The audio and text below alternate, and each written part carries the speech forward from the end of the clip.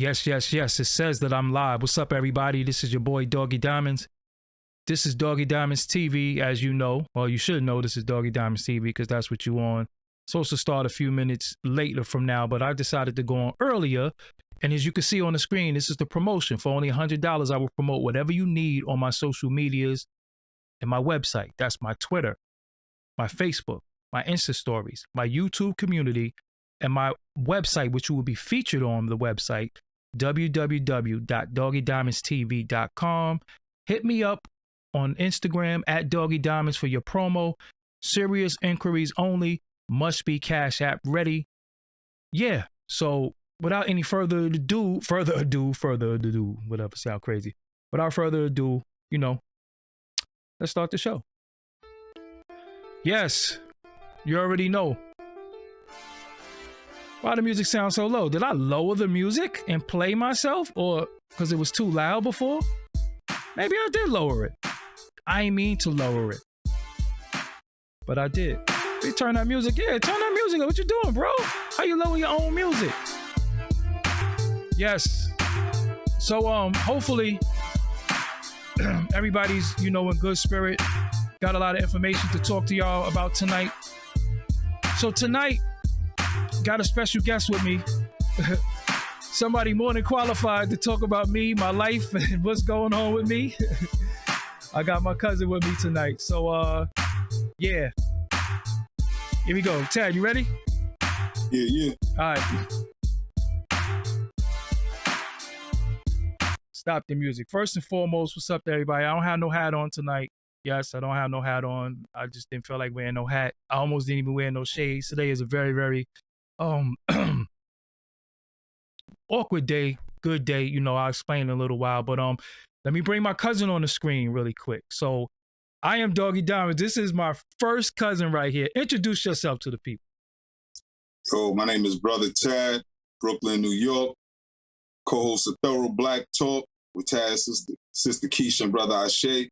Also the co-host of OG Wisdom with my brother C Gutter that's soon to launch. Yeah. Peace to the fam.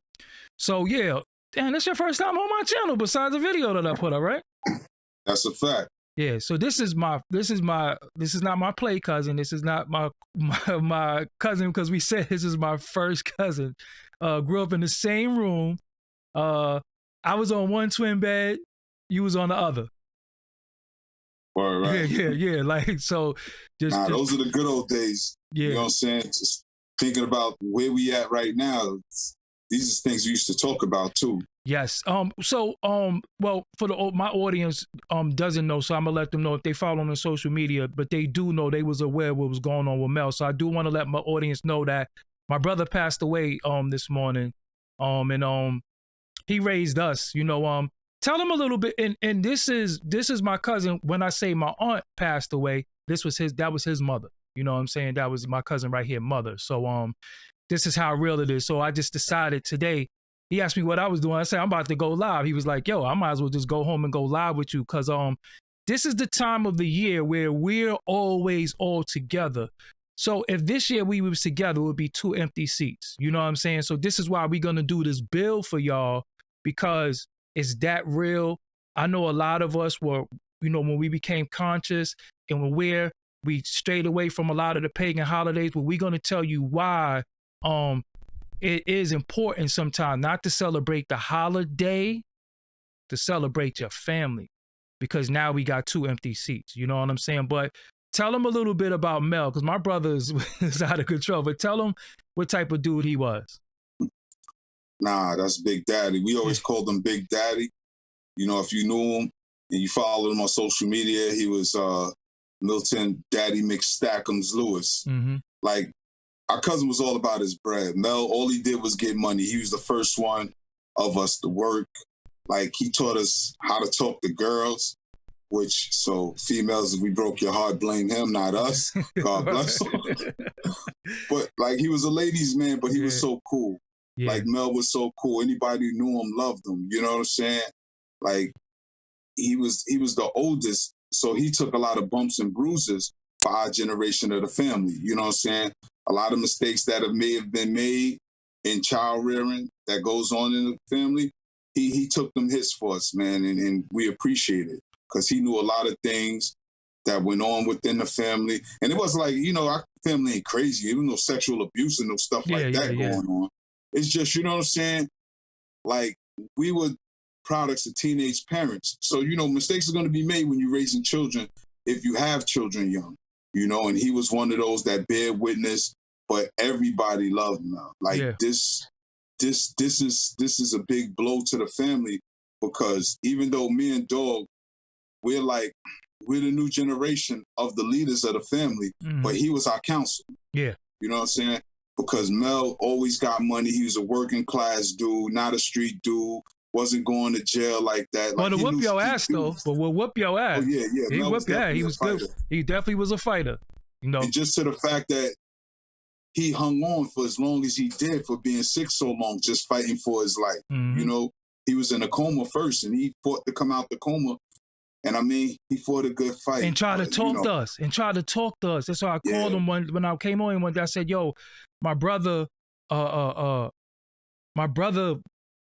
opened his eyes and tried to speak to me. You know what I'm saying? So, you know, he fought, you know what I'm saying? And that's what really gave me strength, because I was like, damn, like he was dead, basically. You know, when I first went to see him October 15th, he was, I kept saying, that's not my brother. I just kept saying, yo, that's not my brother laying there. That's not my brother. That's not my brother. So then by the time my cousin Jalen, and shout out my cousin Jalen for being super shout out for being a rock, you know what I'm saying, in the family. She would go see him every day. Let me say this though, you know, because as you was talking about the conscious people, as much as people bang on Christianity and things like that, yo, Jalen made it her Christian duty to go sit by Mel, read to him, read the Bible to him. Like, she worked, she got her own family. Yeah, and she was just on it, man. It almost made me feel bad, but then I'm thankful because our cousin Jalen is that cousin. You don't even have to invite her. If she hear about it, she's showing up no matter what it is. If it's a wedding, birthday party, baby shower, funeral. If you don't get around inviting, she coming, and she comes with good spirit and good energy, you know, and for her to hold Mel down while the rest of us is, because I know, speaking for me and Dog, we still feeling the passing of my mother. You know what I'm saying? We was gearing up to have Thanksgiving without her, because she's normally the matriarch of Thanksgiving. You know what I'm saying? My grandmother's the boss, but my mother's the one who put the call out and bring everybody together. You know, that's how our family is. Like, you're going to have some people in charge, but then you always have the council. So my mother was in charge, but my grandmother was the council. And like, me and Dog is in charge, but Mel was the council. You know what I'm saying? We need advice. We're going to holler at Big Daddy. Because he never going to steer you wrong. And right now, if he was here, he'd be outside frying turkey. That's a fact. He'd be frying turkeys. And shout out to my cousin Will, because on Facebook, 11 years ago today, a video popped up of Mel frying turkeys. And it's funny that he passed this morning, but he was frying turkeys. So yeah, me and him, I might have got a little knowledge of self before him, because I was reading, because he still was in the streets, and I read the autobiography of Malcolm X. But then once you started reading, we started like, yo, we can't do this, we can't do this. So we was on it, but we always still celebrated family. So it wasn't about Thanksgiving. It wasn't about what they did to the Native Americans. It wasn't about none of that. It was the fact that, hold on, this is the day where everybody got off work. Let's crib hop, let's house hop, and let's be together. So Thanksgiving for our family has always been all the family. We have a very, very large family. Then we started having new additions. Now, the important thing is that you got to understand is this: when it comes to family, most of the time family come together is at funerals. Families don't always make weddings. They don't always make baby showers. They don't always make birthdays. They don't always make Christmas. They always come together at funerals. So we used to take Thanksgiving, because you got to think, you have children on different sides of the family that don't even know each other. So how did the children supposed to know each other? We all grew up together in one house. It was about, what, 9 of us? Yeah, something like that. And then we had to extend it. You know what I'm saying? I don't know. We was deep, We was deep in one house.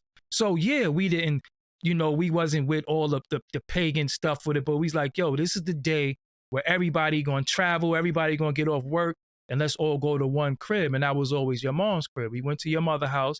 Then we would hop over to Mel's house, because he had that fried turkey. You know what I'm saying? So, and then, you know, a lot of people you know, even in the chat room, even in cyberspace right now, people who watching and listening, many of y'all lost family members. And again, there is an empty seat at that table now. You know what I'm saying? And I know a lot of people right now feeling it. I know a lot of people, you know, this time of the year is not happy. You know, not a happy time for a lot of people, because a lot of people lost a lot of family members. You know what I'm saying? And you know, this is why we coming to y'all, because like I said, we lost his mother a few months ago, and we just lost my brother this morning. You know what I'm saying? And y'all know I always update y'all what's going on with him, but you know, he put up a good fight. You know what I'm saying? And he didn't lose his battle. He actually won his battle because he raised us. You know what I'm saying? Like, he raised us. My brother wasn't, you know, he wasn't no hustler. He couldn't hustle at all. He tried to hustle before, and it was like, yo, crack dealing ain't for you, bro. Because I remember that time, he's like, yo, we got them fat nickels over here. Like, yo, all right, we going to jail. My brother on Fulton Street. You want to know something that's so crazy, though, about that? You know, and God bless Big Daddy, God bless my moms. But we just going to tell some personal stories. I remember me and him got down on a pound one time. Yo, I'm moving all the work, and he, you know, he put in half, so we supposed to split. I'm like, yo, when you going to get out here with me? He like, nah. Yo, I said, yo, next split. You know what I'm saying? I'm going to give you your bread, and I'm doing this by myself. He tried like, nah, you're not doing that. You're not cutting me out. I'm like, yo, you're not doing nothing. Yo, me and him ended up fighting. My mother taught me she taught me a real jewel. She said, I'm going to tell y'all now, you getting in that life, it's only one way you can resolve the conflict. This ain't a business like legitimate business where you could go to court. It's always going to end in violence. So just think about that if you're going to get in this life. Mm-hmm. My mother told me that. And that was just on the strength of me and Mel fighting, because after we fought, we took it to her. Yep. Like, yo, he bugging. And we kept it real with her. You know what I'm saying? Like, yo, this is what's going on. And I mean, you just had to know Mel. Mel is an experience. Yeah. Mel is comical. He's hilarious. Like, he always got a plan. Yo. and the funny thing about him, he was a not a compulsive liar where you would be in danger. But he will bullshit you. Yeah, he will bullshit you. Funny thing, I ain't lying. Yo, because when she say I ain't lying, you knew he was lying. You know he lying. You knew he was lying. And again, you know, with him, we used to be like, and it's funny because the first bullying came from him. Because when we was little, oh my God, he was the only one old enough to go to the store. You know what I'm saying? So my grandmother would say, what do y'all want to eat? So we wanted Cheerios. He always wanted cornflakes. So the only one who wanted cornflakes. So being it's that like 8 other kids, everybody said we want Cheerios. So being that he said he wanted cornflakes, he got cornflakes because he went to the store. Another thing, which I want, ravioli or spaghetti and meatballs. We all want spaghetti and meatballs. He get ravioli because he's going to the store. Another thing, back in the days we used to eat swine. I'm talking about single digits. We all wanted ham. He wanted bologna. Guess what he came back with? Bologna. So he used to, and then it used to be a time where he was dealing with this female, and our house be, you know, he'd be like, yo, y'all got to clean up because I'm having company. They were like, what you mean we got to clean up? You got to clean up too. You know what I'm saying? So, yeah, so he used to just be, man, he used to just be funny as hell, but foul at the same time. Yeah, because it was a funny bullying. Yeah. Because we all against him, but that was it. Like, that was just nuts. Yeah, because he come back and the house is clean. Yeah, because it was so many of us though. So he had soldiers, you know, and you know, one thing that he never raised us to be was like no sucker. You know what I'm saying? Like it ain't no as far as, you know, how dudes handle themselves, ain't no cowards in our family. You know what I'm saying? And we was very, very family oriented. You know what I'm saying? That's why, you know, y'all see Zuri, that's his granddaughter. So y'all always see me with Zuri posting pictures of that's his granddaughter. You know what I'm saying? So our family is very, very tight knit. To whereas his son, I raised his son. You know what I'm saying? And we don't say to each other, yo, could I come get the kids? We just be like, yo, I'm coming over to get the kids. He'd be like, all right, because he know when I have his children, it's like his children is with him. You know what I'm saying? We got the same morals and values and principles. That's what I'm about to say. We got the same family values. Yep, same family values. And a lot of people grow up together and they still don't have those same family values. You know what I'm saying? And it's crazy because all families got their challenges. Yeah. But if you see your family had challenges and you got people of your generation and y'all have conversations, y'all young, yo, we not gonna do this. Because it was uncles, we said, we not gonna be like them. Yeah, we not gonna be like them. They cuss these, it's not what they did do. Yeah. It's like what they did. Like, nah, we not doing all that. We not with it. When we grow up, we not gonna be like that. We gonna this, that. So even with my son and my little brother, people always like, yo, who raised y'all? Y'all some good dudes. Y'all some stand-up dudes. And that's because they cut from our cloth. You know? I mean, we let them be them. You know, it's a new time, new generation, but they know the protocol. You know what I mean? We gave them a moral compass, how to navigate through these streets, because it was crazy for us growing up. You know what I'm saying? Me and Dog grew up side by side. You know what I mean? I don't think, but you know what though? But reason why that's important that you said that, I don't mean to cut you off, but I think people think because I'm on YouTube or I'm some blogger and they got these other fake dudes, they be getting me a little twisted. And I be trying to tell them, yo, y'all have no clue how I grew up and what I've been through. Y'all getting me twisted from some of these other suckers. I ain't nothing like them. I'm not trying to play John Wayne, but listen. I'm going to say this real quick. Some people know me from social media. Some people know me from personal interactions. You know what I'm saying? We live in the real world. And I always tell people, dogs save a lot of people's lives. And I'm talking about the people that be beefing.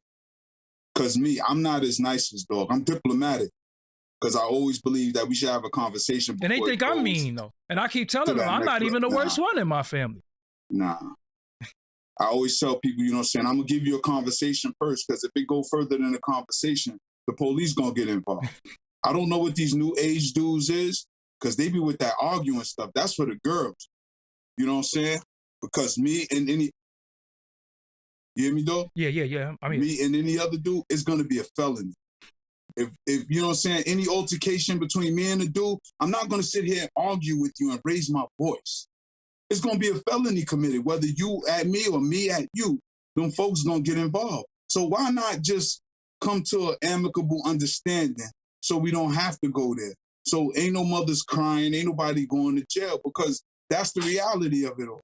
But a lot of times when I be, you know, some people say I'm passive aggressive, and I be telling people, yo, I'm passive, but that's only to save you. Because if I was aggressive, I might be aggressive in my tone, but I could be very, very aggressive on a different level that people have no clue how real it get when somebody's like this. You know what I'm saying? Somebody's really at your door, but for what though? For this? You understand what I'm saying? For this YouTube thing. So I be ignoring people because, again, I'm still in the streets untouched. I still walk around how I walk around. You know, I walk around with the blicky. You know what I'm saying? Like, for real, I walk around strapped. And I'm legally strapped. And see, and that's the crazy part, because you are part of a big family that love you, support you, and people don't know because you're not wielding your power like that, because that ain't what this is for. But sure enough, as the holidays coming by, you know what I'm saying, there's a lot of people who got loved ones missing because they didn't respect the code. You know what I'm saying? You can't be out here messing with dudes and not know who you messing with. Because you either going to get jammed up or blamed up. Yep. It's easy. And at this day and age, at our big age, we grown men, some of us got grays.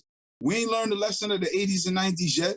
Nah, but you know what? You know why though? We did. But some of them just came outside and they outside. You know that they call this the YouTube streets? Did you know that? They say, yo, these YouTube streets is crazy. That's what they call it. I'm telling you, they call this the YouTube streets. Play around and get unplugged. Get the Wi-Fi disconnected. Because, I mean, it's real, because the crazy part, I remember when social media first started and people would talk reckless. And I talked to my little computer geeks. Yo, somebody doing this, that, and the third. They'd be like, oh, this their IP address?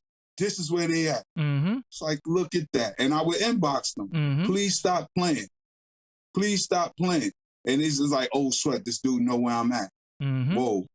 I mean, I'm not sure how it works now, because I don't get into it on social media with nobody because it's corny. But my whole thing is like, I tell people, if you trying to be about that life, understand that you got people that love you. It's people who want you to come home at the end of the day. Honor that. Don't try to be no thug. Don't try to be like you about that life, because everybody's tough until somebody tough will come along. Facts. And that's when you get humble. Yep. You know what I'm saying? When you in the can, you could be the toughest dude on your block all you want, but when you go in that can, somebody gonna challenge you. Yep. And if you that tough, it ain't gonna be somebody. It's gonna be somebody's. Yep. It's gonna be little Crips. It's gonna be Bloods, like Kings, and Yantas. It's gonna be a crew of whoever. But they gonna test you. Yeah. And then really see what you made of. And my whole thing is avoidance is everything. Yeah, because that's why I be avoiding it. But also, me and you had this conversation. How old, when you see me like starting this, how was I like? Well, I was probably like 13 when I was DJing. You know what I'm saying? Really DJing. Yeah, I was about to say. Yeah. It's hard to tell. But when I used to talk about all the stuff I wanted to do, I want you to tell the people, because again, people be thinking some people overnight sensations. They be thinking some people, you know, tell them how young I was saying everything I'm doing now, I said I was going to do. Tell them. Nah, they go watch the Drink Champs, but it's crazy because as you're doing this, it was like 12 or 13. Like you said, we was in the little room. Shout out to all our boys. Used to come chill, drink 40s, smoke weed in our room with us. But we used to sit there, and it's so dope that you got to meet so many people. You cool with Eric Sermon, Nori, all the people we looked up to. You know what I'm saying? Some of them we had their posters on our walls because we really loved hip hop music. And we used to talk about that. And I remember you got the deal, you was like about 15 years old. You know what I'm saying?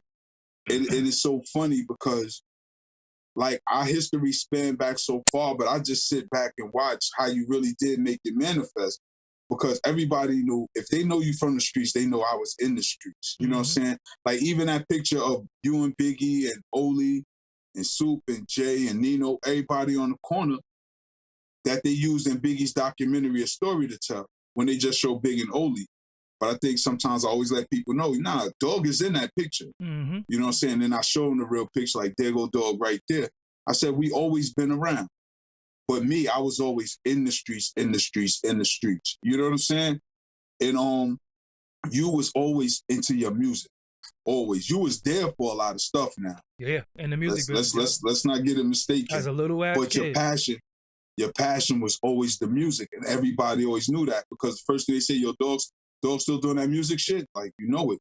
And that was before the internet. So you went from the Little Bastards. Then you started, it was so much stuff. You went from Little Bastards to doing the DVDs to 927, the Wanted and Respected. Or was it vice versa? No, it was Wanted and Respected. Yeah. Then the DVDs. You know what I'm saying?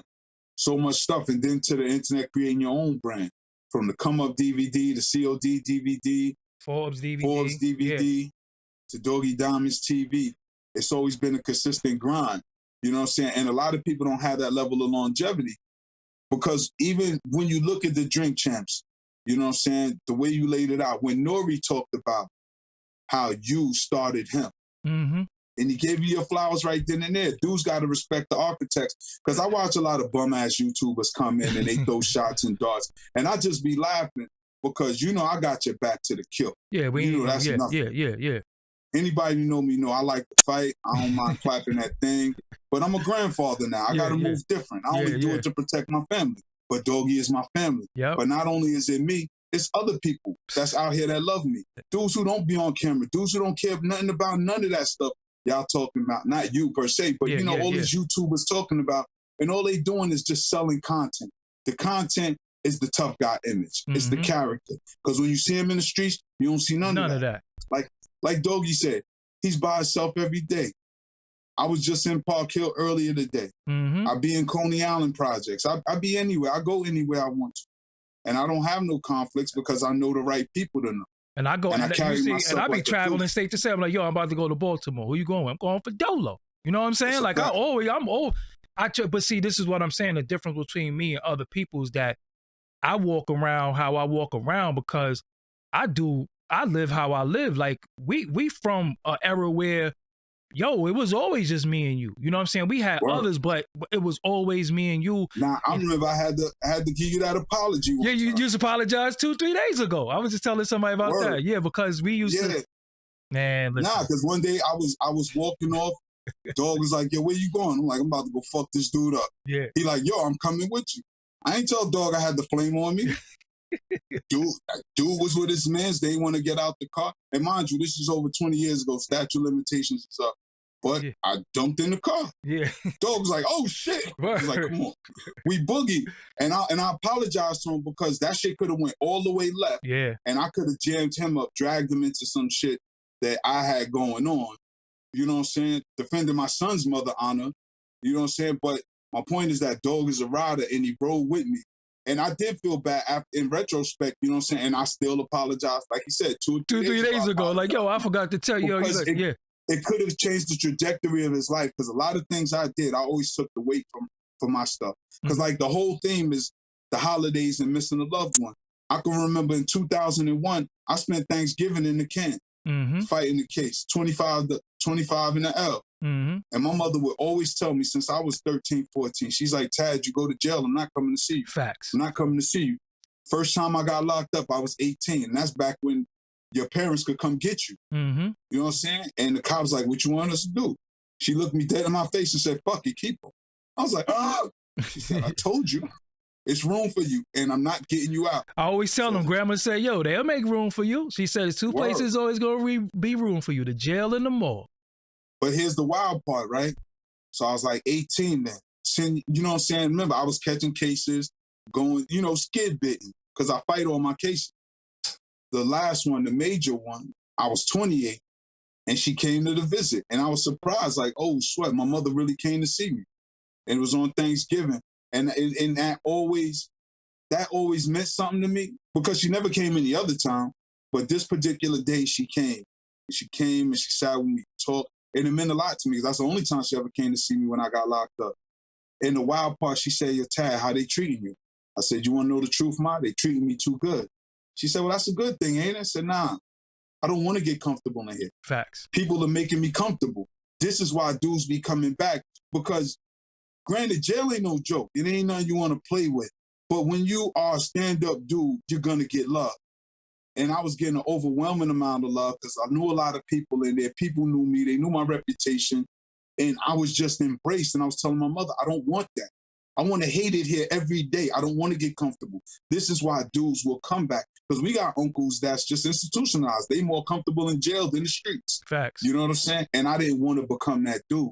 But that conversation with my mother, just for her coming to see me, let me know that she saw me trying to change. Because this brother Tad to sit before y'all right now, I wasn't always conscious. I'm still with the smoke, but I always tell them, yo, I ain't conscious like y'all think. I got knowledge of self, but this conscious, and this is the good segue because we do have people in the conscious community who are so super duper woke, they trying to out Africa. And how many times you been to the continent of Africa? Let them know. I've been to Africa I've been to 2 countries, but I've been to Africa 4 times. I've been to Ghana and Ethiopia. And, I have a school in Ghana, but some things is going on that we working out behind the scenes. You know what I'm saying? Say that again. What you say? You got a what? A school in Ghana. It's called Educate a Child for Life. If anybody follow me on social media, you've seen me at the school. You've seen me giving out diplomas. And check the fly part. Can't nobody ever say they seen Brother Tad do a fundraiser for nothing. Now, let's give them another one. They always say, yo, they on YouTube, they talking. Yo, they don't do nothing for the community. Tell them what we do from the community. What's the name of the youth group? The name of the youth group is Parents Actively Reclaiming Their Youth Party. And that's a youth group we started back in 2012. You know what I'm saying? It's pictures all on my social media. You can see us in the community center educating the children. You can see Dr. Umar when he was thorough, sitting talking with my children. You can see Professor Anthony Browder sitting talking with my children. Who else? I brought Papoose. Malcolm's daughter. Papoose came. Yo, shout out to Papoose. He a real one. Because at first he said he couldn't make it, but he still came through. And when he came through, he saw how authentic it was. He's like, yo, told Dog, your cousin, a real one. Because we not talking about what we need to do. Like, you either gonna do it or you not. Don't talk about what somebody needs to do. Because if you think somebody needs to do it, that's you do it. You know, exactly. That's your calling. Yep. Whatever you think is not being done, that's your calling. Go do it. You think somebody needs to keep the blocks clean? That's your calling. Get out there, sweep. You think you need a traffic person at the corner of the school? Then that's your calling. Whatever you think need to be there, that's your calling. Don't lean on a brother scammer or whatever you want to call these dudes. Because I ain't gonna give these dudes no light of day. But I promise you, ain't too many conscious dudes in this community that you can name ain't been around me or ain't been in my presence. I was the Northeast Regional Director of Straight Black Pride. And ain't nobody played me. People attack Genie, but ain't nobody coming. Shout out to my brother Genie. I was just with him last Wednesday. I ain't see Genie in a couple of years. You know what I'm saying? Because my whole thing, and on some real stuff, Genie is a real one, regardless of what anybody say, think, or feel. I never seen him collect money and not do what he said he was going to do with it. I never seen him do that. But how many? But how much? But how many? How much money did we ever raise for party? None. How many times did we ever have a GoFundMe? No. Did we ever have anything for party? Did the kids go? How many trips have the kids go on? Oh my goodness. Tell them where the kids. Tell them where we took the kids. Frederick Douglass. We took them to Frederick Douglass House. We took them to Washington, D.C. to the Egypt on the Potomac trip with Professor Browder leading. We, more than once, we've been to the African American Civil War Museum in Washington, D.C., Great Blacks and Wax Museum in Baltimore. We've been to the African American Historic Museum for the Smithsonian in D.C. Of course, Museum of Natural History here in America, in New York. We've been to the Native American Museum here in New York. The Schomburg here in New York, where we took them to the Schomburg Research and Cultural Center, but we also took them to the Audubon Ballroom to see Hidden Colors, the documentary at the movies. We took them so many places, and not to mention Coney Island, Great Adventures, the movies, just because. We also did fun stuff too. But Friday, when dudes is turning up, partying, getting drunk, we was with the kids every Friday in the community center. In the community center. In the community center. With the children. Them. Every Friday. Having them read Professor Browder's book, The Browder Files, and Now Valley Contribution to Civilization, African Black Woman Goddess, Mother Civilization by Akil. Because he's the same brother that wrote the books From Niggas to God. Niggas to God, Part 1 and Part 2. Post-traumatic slave syndrome. What else we had the kids reading? Just newspaper articles and having conversations about it. Because we went on a trip once a month. Once a month we went somewhere. You know what I'm saying?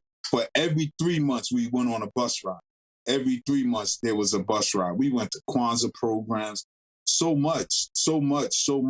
And again, we put it on moratorium because I'm one dude and I do a lot for the community, you know, and that's my give back for all the destruction I caused for all the poison I sold, for all the time I clapped hammers. Like, I can't reverse none of the wrong. Beating ass. Yeah, definitely kicking ass. For no reason. One thing I want to say is that as Black people, I believe in our redemption. Mm-hmm. I believe that we got to give each other room to grow. Mm-hmm. A lot of times we like to look at each other's past and say, oh, he used to be like this, he used to be like that. But what are you doing now? In fact, me and Kay had the ill bill today. Kay Woods. Kay Woods is Raekwon's brother. Yes. And the CEO of Ice Water Records, right? Me and him, because, he got Mike Epps out tonight. That's why I'm on Staten Island. And I'm supposed to go see Mike Epps and Ghostface Killer, but Mel died. So it kind of threw me for a loop. You know what I'm saying? But he giving out turkeys today. He was giving out box lunches yesterday, like boxes of food yesterday. A couple of weeks ago, he had Slick Rick at his fundraiser. Like I told Kay, me and Kay gonna link and do some things together. You know what I'm saying? Because even as OG Wisdom, that's the type of stuff me and C Gutter talks about. You know what I'm saying? We got to give back to the community. Gutter always say, people want to hear them old war stories of me and Big, me and Kim. He said, man, this is about rebuilding the community. And if you're a real G, that's what it's about. You ain't got to be super conscious, eating vegan chew sticks and drinking cake and water. I tell them, you ain't going to catch me burning incense and rubbing shea butter on myself all day. We ain't about that action. But let me say something like this, right? All these things is being done in the community, for the community, pre-YouTube, pro bono out of dude's pocket.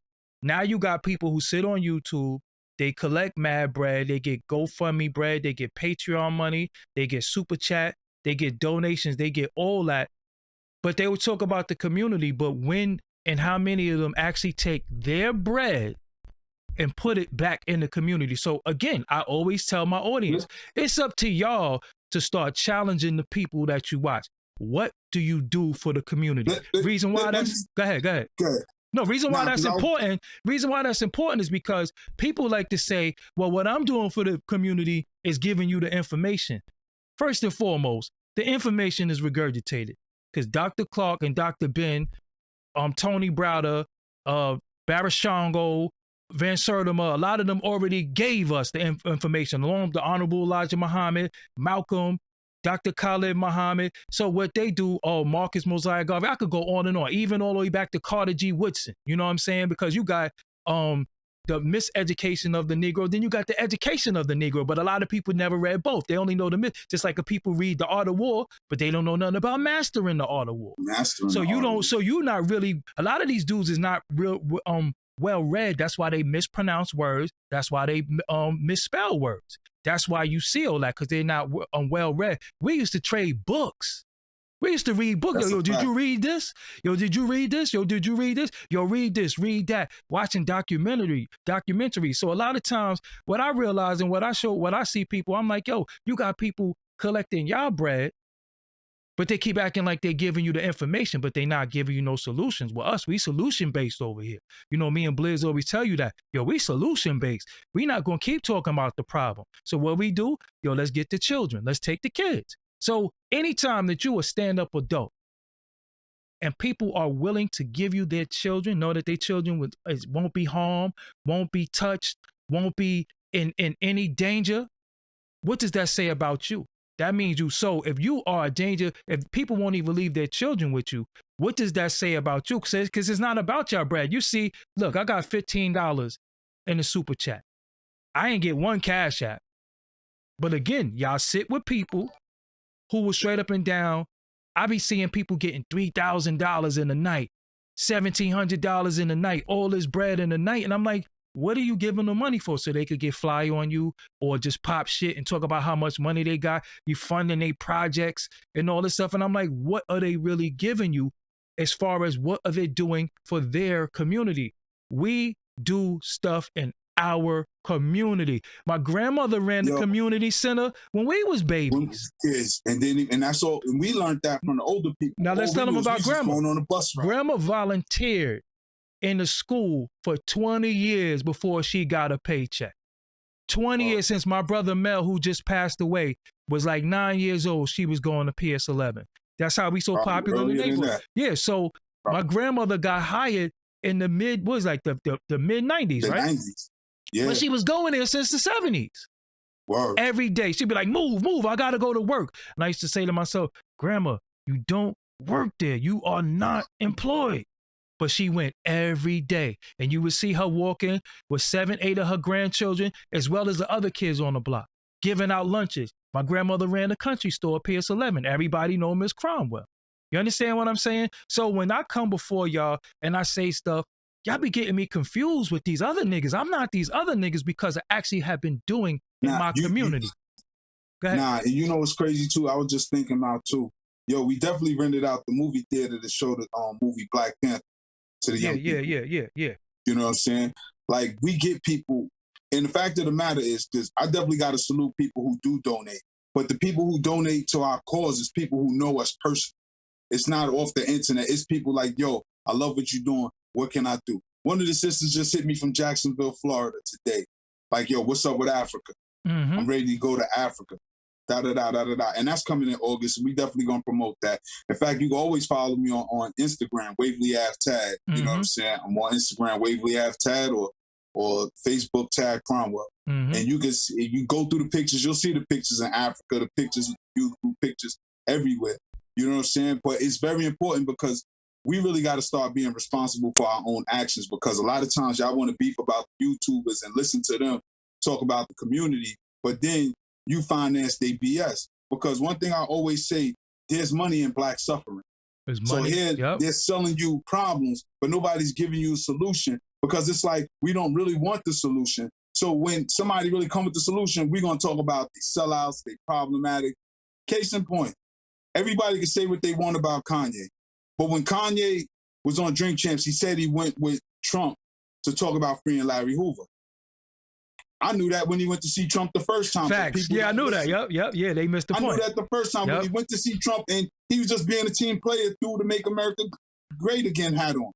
But everybody's been programmed to hate Trump. Am I caping for Trump? Not at all. But I want our people to have a level of discernment and start using critical thinking skills, saying, well, what's in this for him and what did he go there for? You know what I'm saying? Because if you're a boss, you got to talk to the boss. The president of the United States is the boss of bosses on this land. Let's be clear. Mm-hmm. Don't tell me you meeting with bosses and all dude God is selling T-shirts online. Now, I ain't knocking nobody hustle, because get it how you live. And I'm not trying to minimize nobody's efforts. But there is levels to this, and there's a chain of command, and there's a hierarchy that you got to respect. So if a dude could get a seat with the boss and get the boss to talk about what he wanted to talk about, and he's still trying to get Larry Hoover out. To this day. Biden said he ain't meeting with none of y'all. Word. You know what I mean? Ice Cube, he don't care what none of y'all got to say. And if you don't vote for him, you ain't black. Word. But now, Pete the Wild part, we already know he came in, he signed an Asian hate crime bill. But just 2 weeks ago, he signed something for Native Americans. But he still ain't signed the anti-lynching bill. And last week, a 72-year-old black woman just got lynched. Come on, man. We built this Arbery. Ahmaud Arbery. And it's a good thing they convicted them today. So salute to them for going to jail. Yeah. Hold that down. But my point is, us as the people, we got the power. We shouldn't be asking nobody for nothing. Malcolm said, if you a man, you don't ask for freedom, you take it. So why y'all looking at these fake YouTubers that just came into a little knowledge, regurgitating what they have not studied, only what they heard, and y'all financing the fuckery? Let me just, because I try not to curse much, but y'all financing the bullshit. And here, when people really come with solutions, y'all don't want to donate. Y'all don't want to contribute. My man Salim Adolfo told me the flyest thing. He said, when people say, yo, what you doing in the community? Tell them what you're doing and ask them would they like to give a donation. See where they stand. Yeah. Remember I said, yo, you want to know if you really got support and fans? Sell something. That's it. If they not buying your product, they ain't buying, because that's really how you live, is off your product. That's why I said a lot of these dudes in the conscious community are nothing but vendors. That's what they are. Excluding nobody. Yeah, they are vendors. They sell shit. So they're giving you so-called the good word to make you feel bad. But yo, if you rub this on your eyes right here, it's going to get rid of them bags. You know what I'm saying? And that, and again, everybody who do what they do what you do. But I'm not trying to take you off for anywhere. But call it what it is. Let it be known. Be a vendor. Stop trying to act like you a teacher. Stop trying to act like you a scholar. Write a book then if you want to be a scholar. Yo, real rap. The other day somebody said y'all kind of look alike. That's because we first cousins. First cousins. Our mothers and sisters. Our mothers and sisters. Facts. Yeah. His mother's the older sister. My mother's the younger sister. Yeah, facts. Rest in peace to both of them. Word. Rest in peace to both of them. That's a fact. You know what I'm saying? But the point I was getting ready to make is that, boom, we had Kaba Kamene on the other day. And people always be telling me I'm a teacher. I'm like, nah, I'm not a teacher. I just share information. I'm going to bring you the teachers. I'm going to bring you those who have written books, who have been doing this for decades. 10,000 hours. And they 10,000 hours. I'm going to keep it 100. If many people don't know my story, I came into the conscious community with Dr. Khalid Muhammad. He literally held my hand and walked me in this movement. I've been in that. It's the only Rolls Royce I ever been in, to tell you the truth. His sky blue Rolls Royce where the floors feel like pillows. That's how I came into the movement. We was already reading, but I met Dr. Khalid in the corner store in Yaffa Chicken Spot on Clinton and Fulton in Brooklyn. Dead serious. They know what that is if you from the hood. You know what Introduced myself. We exchanged numbers. He called me. He gave me his Harlem number and he gave me his Georgia number. He said, yo, I'm going to Atlanta, but I'll be back. When he got to Atlanta, he called me. Said, yo, I'll be back in New York on this day, but go here, go get up with my people on Nostrand and Jefferson over here. I got up with them. The rest is history. Rolling with them, I met Geronimo Pratt. I met Kwame Ture before he transitioned. Geronimo Jaga. Geronimo Jaga Pratt. Yeah. You know what I'm saying? Yep. Who was a political prisoner. He was a Panther. He's locked down for 27 years. I was there when he came home at his come home party. Behind the scenes, you know, you got the public get together, then you got the private get together. You know what I'm saying? I sat and had dinner with Dr. Khalid. You know what I'm saying? And that man loved black people so much, it's amazing. I used to tell Jeannie he got the same spirit as Dr. Khalid, though. I ain't gonna front. So I've been around the master teachers, the elders. I've sat at the feet of Baba Ashra Kwesi and just listen to him tell stories of being in Africa. Not so much the teaching, just talk about his experience with Walima Baruti, Dr. Ray Higgins. Who else? Dr. Ben. Who else? I mean, so many teachers. And I know all of these YouTubers that's our age. Mm-hmm. You know what I'm saying? Shout out to the Pillars, because those still my brothers, you know what I'm saying? I don't kick they backing because those are some good brothers, you know what I'm saying? Red and Blue Pill, you know what I'm saying? But the rest of them dudes, I mean, it's some good, solid dudes. So I ain't gonna shout out to the homie. Yeah, shout out to Captain Tazaria. You know what I'm saying? I'm not Captain Tazaria. And look, and even outside of him being a Israelite, he's just a good dude. He's just a fit, and definitely brother Sankofa. Brother Sankofa. Yeah. Oh, definitely shout out brother Sankofa. Yeah, you know what I'm saying? Oh, the one from Boston and there's one in Baltimore. Yeah. The one from Boston. Brother Sankofa, who was with Sonetta TV, and Brother Sankofa Nicks out in Baltimore. He's a good brother too. You know what I'm saying? Brother Imhotep Batu. You got some real ones. Black Dot is and look, and Black Dot in the class by itself. Look, but they love I love Black Dot. But look though, the public loves A.A. Rashid, but I keep trying to tell them that's Ahmed. You know what I'm saying? That's the sandbox. Yeah, that's the sandbox. Hold up. Like, hold on, let me get the picture of us in LA. Where is that? God bless their moms, you know what I'm saying? Like, and you know one thing A.A. Rashid did, right? When I came into the conscious community, he said, yo, that's killer. Yeah. Don't play with him. Because how they all argue and jump in each other's face, A.A. Rashid let it be known. Son is with it 100. Because I am, but my whole thing is this, right? I came into the movement not to fight, but to heal. You know what I'm saying? I don't want to argue with none of our brothers. That's why I don't do none of that debate and stuff like that. You know what I'm saying? Because I watch how brothers disrespect each other. I knew who was fake ones. Everybody shocked at Pharaoh and Polite. They're like, I was like, I mean, I ain't trying to kick nobody back in stating facts. Because I've been there. I was there. I was everywhere. I was just quiet because I'm peeping it. I'm peeping the show. I'm watching the circus. I'm looking at people clap for the clowns. And I'm like, wow, as a community, do we really want real ones? Yeah, that's us in Cali, in LA. Me, you, and Ahmed. You know what I'm saying? But you know what's funny, right? Because I was just in Cali a couple of weeks ago, tapped in with Ahmed. But you know it's funny though, like Ahmed said, a lot of people don't know. Yo, you need permission to have beef with Doggie Diamonds. You can't just beef with him. You need permission. You got to go ask somebody, is it okay? Yep. Yeah, because the thing is, and this is just for the audience and anybody watching want to be, yo, my cousin is not by itself. It's a bunch of us as cousins alone. That's what I'm saying. Family alone. Shout out to my cousin BK Mook too. Yeah. It's a lot of us. So shout out to Cook. So look, even when I took the bully shout out to Big D. It's too many of us. Oh, shout out to Fats too, who hit me up today too. The big homie Fats. No, you know what I'm saying? Definitely Fats. shout out Fats. So but my point is, each dude I name could summon an army. Yeah.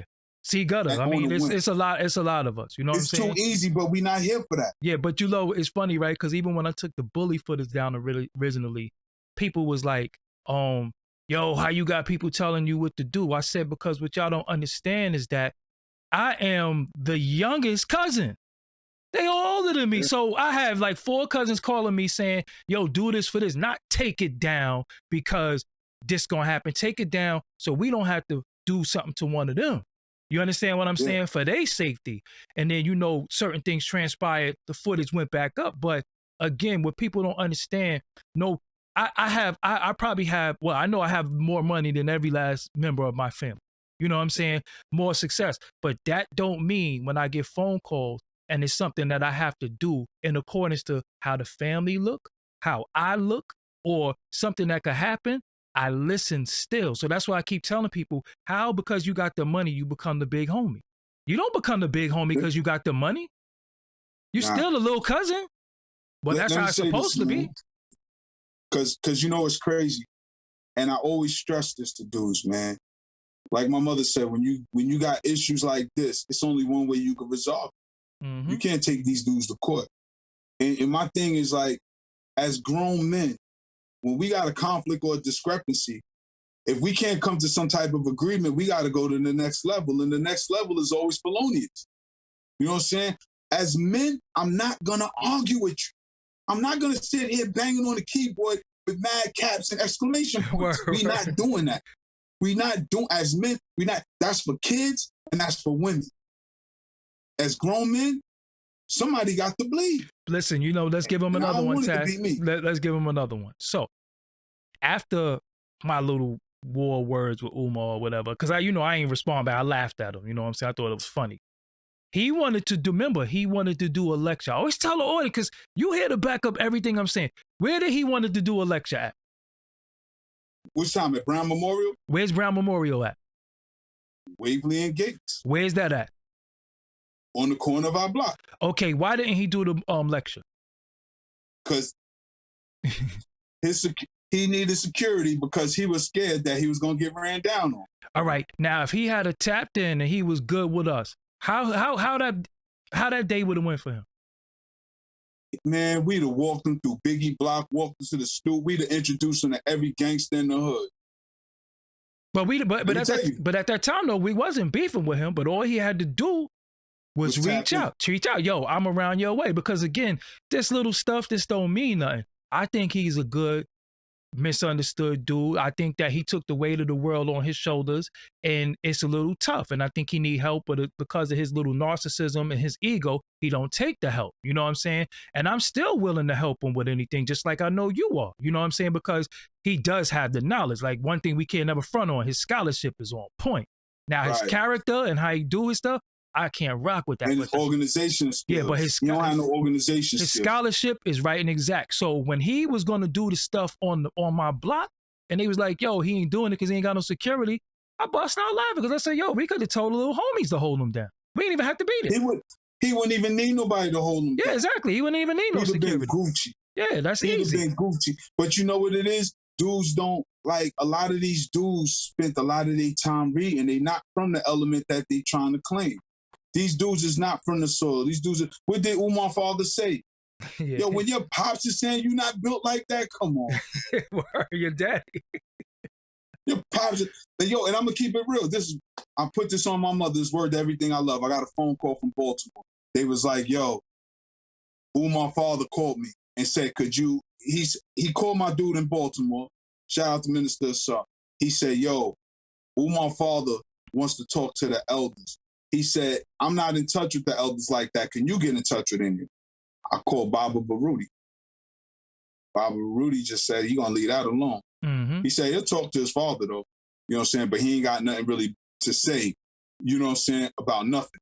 Mm-hmm. You know what I'm saying? Because I was in touch with Baba Walima Baruti, who wrote the book Homosexuality and the Feminization of African Males. He also wrote I think Baba Rudy wrote at least 10 books. Mm-hmm. The EY Complementary, so much. He wrote so many books. I'm not even going to lose my train of thought. But my point is that sometimes you got to know who you tapping in with. Because when Alton Maddox's wife died, peace upon Leola Maddox, Alton Maddox, who represented some of the brothers from the Central Park case, because it was initially 7, but only 5 got jammed up because Alton Maddox folks got off.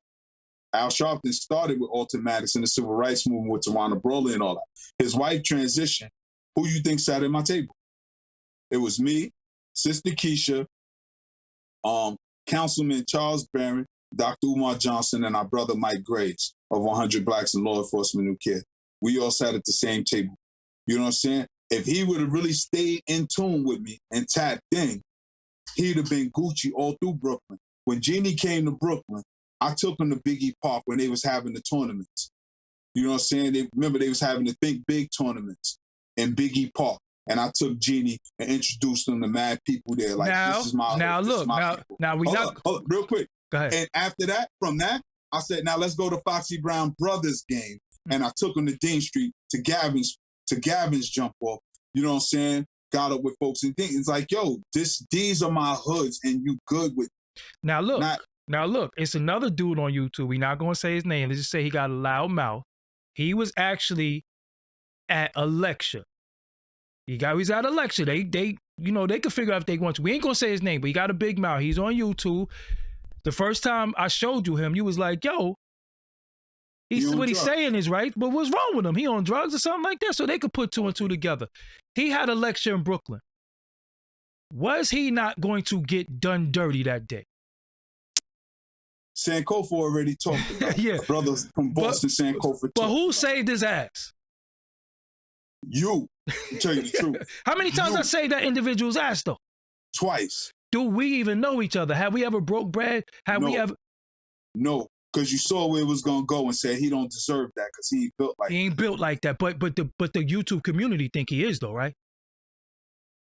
Did we not say, yo, he's scared?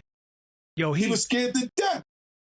He was scared to death. We was like, nah, chill. He don't want it. Yeah, I beg for it. Because he was, if he, word to everything, if he was stood up like a man and been brave about it, then it would have been like, all right, he with it. But that fear showed he wasn't with it at all. Like, it don't make no sense. You don't get no points for flipping on somebody who already gave up. Yeah. And I was like, yo, man, nah, don't. I was like, yo, man, nah, don't do it to him. Like, nah, he got to get it. I was like, nah, chill, do it. I said, yo, if y'all got any love and respect for me, don't do it to him. I wasn't even thinking about that when I said a lot of you be saving dudes. I wasn't even thinking about that twice, time when though. I said you be saving dudes. In the National Black Theater, and National Black Theater, because that day, I think that would have went real bad. Your man who jammed up right now. Yeah. You saved him. We was like, dog, what's up, man? Because dudes can only talk so crazy. But and you was like, nah, don't. Yeah. Yeah, but again, a lot of times I know these dudes just be talking, running their mouth. You know what I'm saying? You know what? I don't even want to get into that, but I'm gonna make it relevant because today it's about the holidays and loved ones. But I guess we gotta tie it in because this is how loved ones get lost. Yes. They be playing with people. They don't know who they're playing with. And just because somebody's quiet don't mean they soft. Just because somebody's not entertaining the monkey business don't mean they not a gorilla. Mm-hmm. You know what I'm saying? And people, you ever watch a gorilla when the little chump gorillas just be running around playing? He just sit there cool. And the minute they get online, he just nudge them like, fling them. Yep. Yeah, fling them like, stop. It's too easy. Yep. We not with the easy challenges. We with the, come on, man. You talking about dudes who really been through this, man. Man, I'm almost 50 years old, but right? Remember we seen a dude saying, I love y'all, man. I was like, oh, nah. Yeah. Don't do it to him. But on here, though, they would think he about that life. He wasn't even really outnumbered, though. Think about it. He wasn't really outnumbered because you done been for Dolo. I done been for Dolo and fought 4 or 5 dudes. And just like, yo, I don't care. I went looking for fun. Yo, you know what's funny? Mm-hmm. Real quick. Brother A. Rashid reminded me of a story. He said, I remember one time I got jumped and I told you it was like 10 dudes. You was like, where at? And I told you, you was like, come on, let's go. A. Rashid was like, I was like, hold on, let's go. Yeah. We ain't gonna go get nobody. Yeah. It's like, yo, it's just you. He said, but yo, you was always with it. And my point is that, to elaborate on your point, we always like, yo, we outnumbered, but we ain't out hard. Facts, because, never. You know what I'm saying? A lot of dudes is just a bunch of suckers in a pile. They need each other to handle their business, to step to their business. And me, I'm at the point right now, like I said, I'm almost 50 years old. I done seen how this story ends too many times. It never ends well. Somebody dying, somebody going to jail. And I'm still here. Mm-hmm. So to tell you how it worked out for me. But my point is that it all could be avoided because we got bigger ops out here. We talk this pro-black stuff. We talk about the enemy, but then we try to flip on each other and we don't hold this aggression against the people we say is our enemies. Now, me, on the other hand, everybody know I got a hand problem. But everybody gets a warning. Everybody gets a warning. You always get a warning from me before I take it there. Chad, you know because what's funny? It's not necessary. I had somebody come in the chat room and say, yo, you always talking that, but I'll bet you don't put no hands on no white people. That made me laugh. I'm like, that's all we used to put hands on.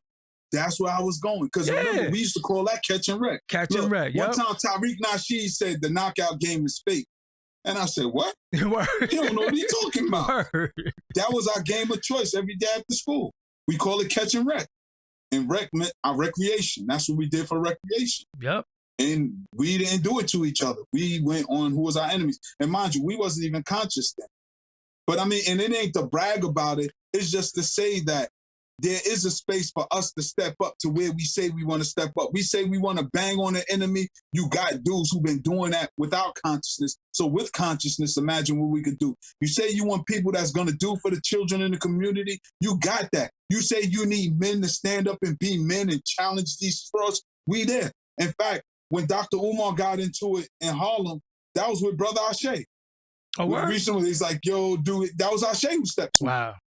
And Brother Ashe ain't even stepped to him on no guerrilla stuff. It turned that way because Umar tried to poke out his chest when people came outside from the way Ashe explained it to me. You know what I'm saying? But my point is that we not backing down for nobody. We ain't scared of nobody, all that. But that's corny. That's juvenile. We grown men. As men, we supposed to be able to talk out our differences and come to an agreement, even if we disagree. We can respectfully disagree. Case in point, Irritated Genie, always pro-African, pan-African. Tazariak, anti-African. But them two, as grown men, put their differences to the side and said, what's in the best interest of our community? How do we save our community and our children? And as men, they came together and found a common ground to work together and got things done. That's what real manhood looks like. Yeah, and remember that time, I think this is maybe like 2 years ago, me and you was walking.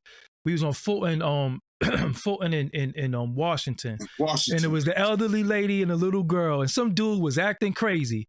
And we was like, yo, grandma, he talking to you? Like, no, I'm okay. He was like, oh, because if he was, we gonna show him what crazy is, because we don't play that women and children. If you they know how I feel about children, but they don't understand. And a lot of times they call me a simp because I'm always protecting and talk about protecting Black women, but they don't understand how we grew up. We are we have a predominantly male family. We could count the ladies that's in our generation on one hand. They came later through him. You know what I'm saying? The daughters came from him, but the main was always men. So we always protected them. So I'm just naturally protective of Black women and elderly Black women. You know what I'm saying? Yeah. So hold up. Not all Black women, because some of y'all be out here starting trouble getting dudes killed. Yeah, that's true too. You know what I'm saying? That's very much true. Because you know what? I've seen it. Like, women, just because y'all women, don't think I'm jumping out the window for you. Because a lot of y'all hold on to that and y'all get dudes killed. But a lot of dudes killed. But a lot of times when we see dudes, see dudes wild and we say, yo, bro, don't do that like that. Because when it comes to matters of the heart, we don't really know the full story. But a lot of times we just say, yo, dude, chill. You got your baby there. Not here, bro. You got your baby here. You know, that's your wife. Yo, take it home, and, you know, y'all resolve that. How you got to resolve that, because we ain't never sit there and watch no dude duff no chick out, though, whether it got something to do with me or not. It's just like, yo, homie, you wild because you violating me. You understand what I'm saying? I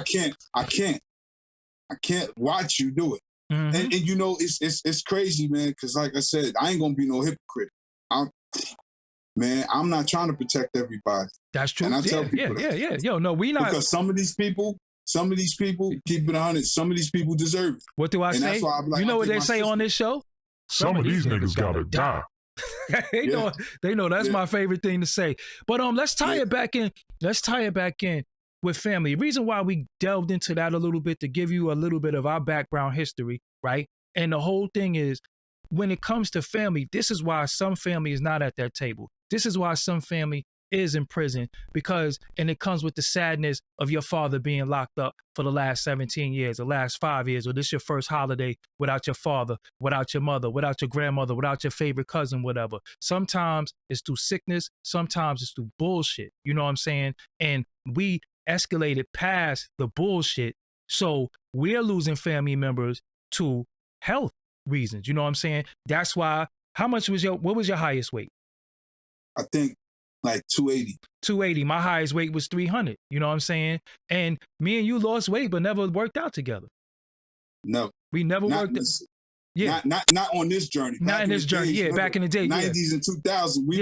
The whole crew was in the gym though. Yeah, but the former crew. Yeah, but I remember you running marathons. You run marathons. Yeah. So when you ran 3 marathons, over 20 half marathons, about 5 40-mile bike tours.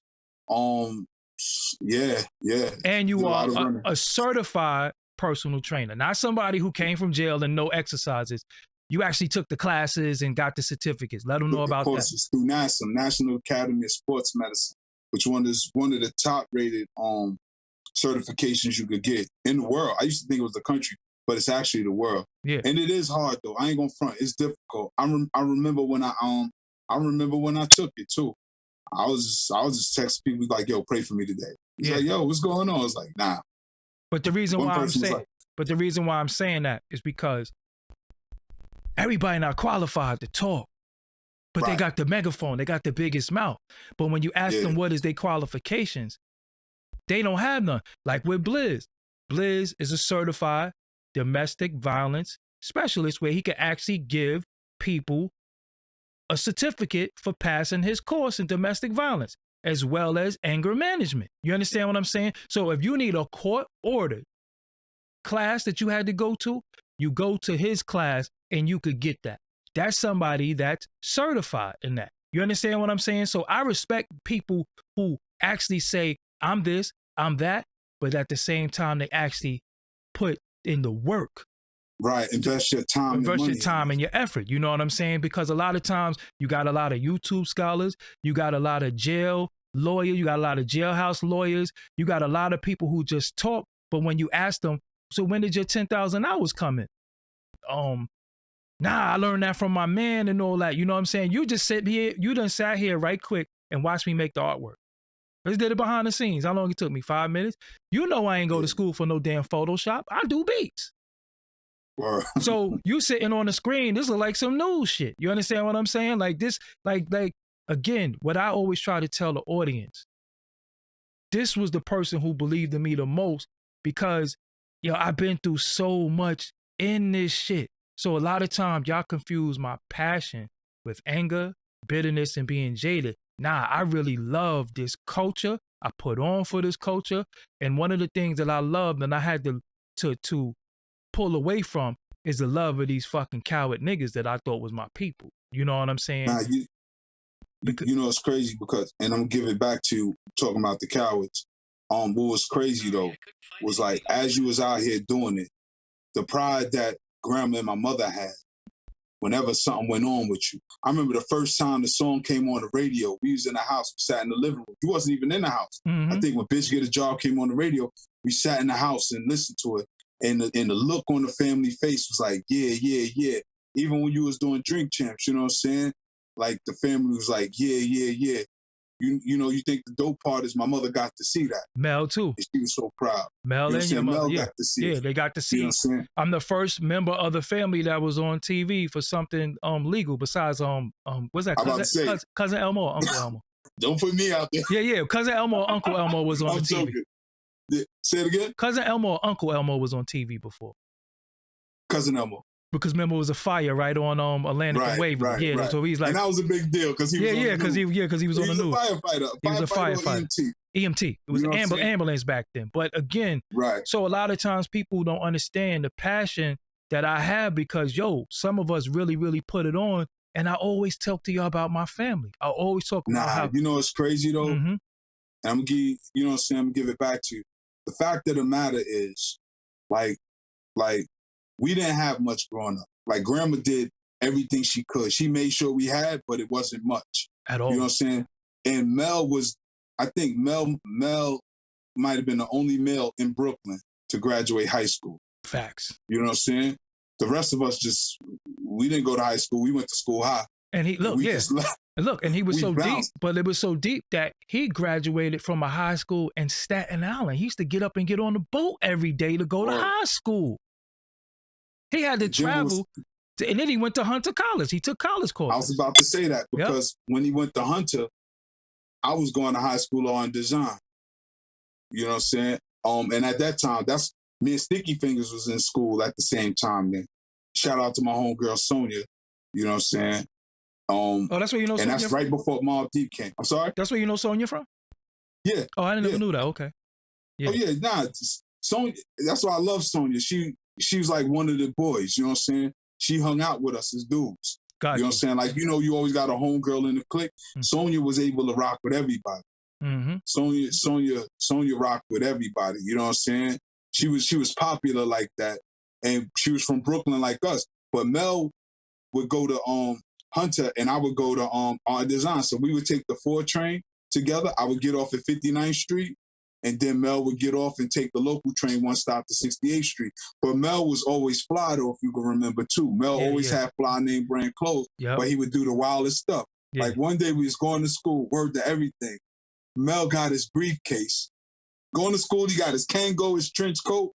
Yo, he popped open his briefcase and took out a bologna sandwich and started eating it on the Because he loved bologna, boy. Yo, he loved bologna. Yo, my brother, he would make steaks. He would make chicken with this cream of mushroom sauce, all of that. Whoa. So we go to the crib. Yo, Mel, you got something to eat? Yeah, I got food in there. You eat whatever you want. Just don't eat my bologna. Yo, you can eat the steak. You can eat the fried. You can eat whatever you want. But he used to always be, don't eat my bologna. This is just the wildest thing ever. But you know, it's funny when I think about Mel, I really don't even really get sad because I can't really remember too many sad moments with him. You know what I'm saying? And you know, that's my older brother, so of course I'm gonna miss his counsel. You know what I'm saying? Because people don't know he was somebody that you could seek counsel from, like, yo, Mel, and he would never bullshit you. And even when I tell my audience, I said that's one thing about my family. We check each other. Like when somebody fucking up, ain't nobody above nobody. Like, yo, you wilding right now. You know what I'm saying? We wilding. We never really was into that infidelity game. Yo, you bringing mad chicks around me. So a lot of times people might be thinking, yo, that's his cousin. Yeah, people don't know. Yeah, we don't understand. We don't play that. Yo, hold on. You introduced me to your wife. I don't need to know. We ain't talking about mad chicks. Like, yeah, we don't do that. We don't talk about no extracurricular activity. We don't condone it. We just be on some different type of time. And if you a man in our family, our extended family or homeboy, and you don't take care of your children, we don't got no respect for you. We was just talking about somebody recently. Like, yo, this dude got a whole, you know what I'm saying, child somewhere that he talking about he can't take care of because of XYZ. And it's like, nah, we ain't raised you like that. Whoa. You know what I'm saying? We didn't raise you like that. So, you know, it's a different code of conduct that certain people have. It's a different moral compass that certain people have. And all I'm saying to y'all is that don't get it fucked up. When you looking at certain people, don't group me in with these other dudes. This right here is my first cousin, more like my brother, and Blizz is my comrade. That's why you always see him on my channel. Shout out to Blizz. Yes, that's why you always see him on my channel. Big Steel, C Gutter, the Gangster Chronicles. I have people that's my comrades, but then you have other people that you might like for whatever reason you like them that be on these platforms. And salute to that. You know what I'm saying? But stop grouping me in with them. If you like them for what you like me for, but don't say, oh, you just like him and all that, because no, they not. No, they not, because I actually have and still do shit in the community for the children. Whoa. You know what I'm saying? Even as far as, yo, I would always tell them in the story when the little dudes from the building was beefing with dudes from the block. Who went out there? I went out there. Yo, cause y'all such and such. I had a ceasefire. It was like 2-3 weeks, but I went to all sides. So until you go out in the community, because like I say, it's only a matter of time. Go ahead. Saying that, you made me think about when brother Polite would try to go to the terminals, right? Yeah, we tried to, and it's all on YouTube when he called himself breaking up a fight. Yeah, they barked on him. Like, yo, get out of here. We know who you are. We don't want you around here. That was our hood. That was the hood. Yeah. Yo, I was like, those are little dudes, and I laughed. That's the hood. Because that's the projects where we had our community center teaching the children. And my whole thing is like, yo, don't try to postulate like you this dude and you not even welcome in certain hoods. You know what I'm saying? And I ain't super Negro. Like, I ain't the toughest dude, but I'm not scared to go nowhere, and I'm comfortable wherever I go. When I interviewed Rowdy Rebel, you was right there. Where was we? We was in the 90s, in they hood. On their block, in front of their crib. Yo, shout out to Rowdy Rebel's pops. Yes, I forgot about to say his name. Damn, it's gonna come to me. Shout out to Rowdy Rebel pops. Yeah, he a real one. Word, he a real one, because we seen it. In fact, we was building about the community. Yep. And he said, yo, that's what I want them to get into. That's right before they caught their case, too. Yo, they caught their case right probably 2 weeks later. Caught their case like 2 weeks later. Look, they pops is Pretty Black's man. A word? Yeah. Oh, wow. Yeah. Well, you know, Pretty Black, you know everybody. Yeah, but You know what I'm saying? but to close out, because we're not gonna keep them all night. You know, some people probably cooking, some people probably got family coming over, some people probably on the road or gotta get on the road. The point we wanted to make to y'all tonight is that it's a lot of sadness that come with this time of the year, because you do lose people, and you also lose sight of, yo, I ain't celebrating them pagan holidays, or, you know, people who just grumpy around this time of the year. Listen to me. You know, I would do anything right now to have my aunt and my brother back and all of us to be in one house. You know what I'm saying? Because we done lost people prior to them, but that just happened this year. The year ain't even over yet. Yeah. And we lost 2 prominent family members. You know what I'm saying? So it's like we at a time where instead of looking for reasons to be upset, I always tell y'all, instead of people triggering you to always be upset, to be angry, support and love your family, because you only get one family, especially when you close to them. And when they're gone, all you have is memories. You know what I'm saying? All you have is memories. So yeah, Thanksgiving, we know what that's about. We know what Christmas is about. We know what all that's about. But your family come before all of that. So remember I told y'all before, you can say all that shit you want, but if you live in a house, your mama gonna say, Darnell, you gonna go out there and buy me that poke, or you gonna get out my house. You understand what I'm saying? People always say stuff about pork. I say my grandmother's 85. She eat pork to this day. And it still punch you in your face to this day. Look, I always talk about grandma's strength, because I remember one time I was talking to the children, like, yo, we was just talking about pain. And because, you know, teenagers walk around with this angst, you know what I'm saying? Like the world is coming apart. And I say, yo, you can't imagine the level of pain that people really walking around with. You be angry over little stuff. I said, but let's look at grandma. I said, grandma don't got a mother nor father, right? Said she outlived most of her siblings, right? Grandma got one sibling left, Aunt Jenny. And outlived her children, 2 of her children. She outlived 2 of her children now. Her husband. You know what I'm saying? 2 husbands. Yeah. 2 husbands. You know what I'm saying? And she's still going. And now her first grandson. So that's 2 grandchildren. 2 grandchildren, Mushy and Mel. Yes. So the 2 oldest grandchildren, as a matter of fact. Yeah, the 2 oldest grandchildren. Yeah. 2 oldest male grandchildren. Yep. You know what I'm saying? I said, so imagine, and grandma still move forward every day. You know what I'm saying? So to your point, that pork ain't killer. Grandma used to smoke cigarettes. More reds. You know what I'm saying? More reds. Yeah, more reds, right? Remember when we was little, she used to send us to light the cigarette on the stove? We take a little puff. So we was like 3 years old. It's up to us to step up, but we encourage other people in their family. You know what I'm saying? Be that example you want to see in your family. You feel your family ain't doing things right and exact. You're not going to change the old ones, but you can really have a real conversation with the young ones, the ones coming up behind, and help them understand, you know what I'm saying, that this is family, you only get one. And if it's things you see you don't like, just don't be like that. Mm-hmm. Be better. But respect your elders too, because you always got that drunk uncle too that want to talk you to death. Facts. Want to tell you how to live, but they stuff ain't together.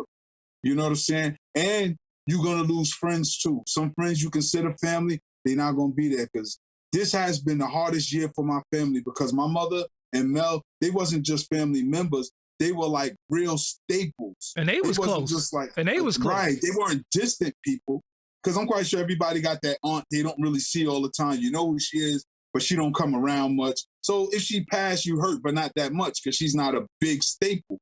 But when you got your go-to person, my mother was the go-to on the person. female side. On the female side. And the male side was Mel. Yeah. Mel is because he's the oldest of our generation. Of the grandchildren, he's the first one. You know what I'm saying?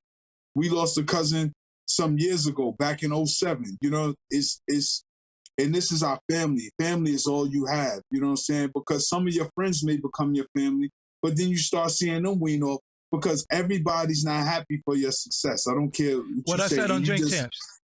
You got, yo. What I said on Drink Champs. Not everybody's going to be happy for you. No, and when niggas can't share your success, they don't want you to have it either. And it just so happened some of the niggas that was in the room I was talking about, and they end up letting all that shit manifest, and I shouted them out. But that's a whole nother story. You understand what I'm saying? Let me say this, man. My mother died. My cousin died. Our phones ain't ringing like it's supposed to. And like I was telling Dog, we had dudes who used to get jammed up, and we came up with bail money quick. Mm-hmm. Nobody ever had to bail me out.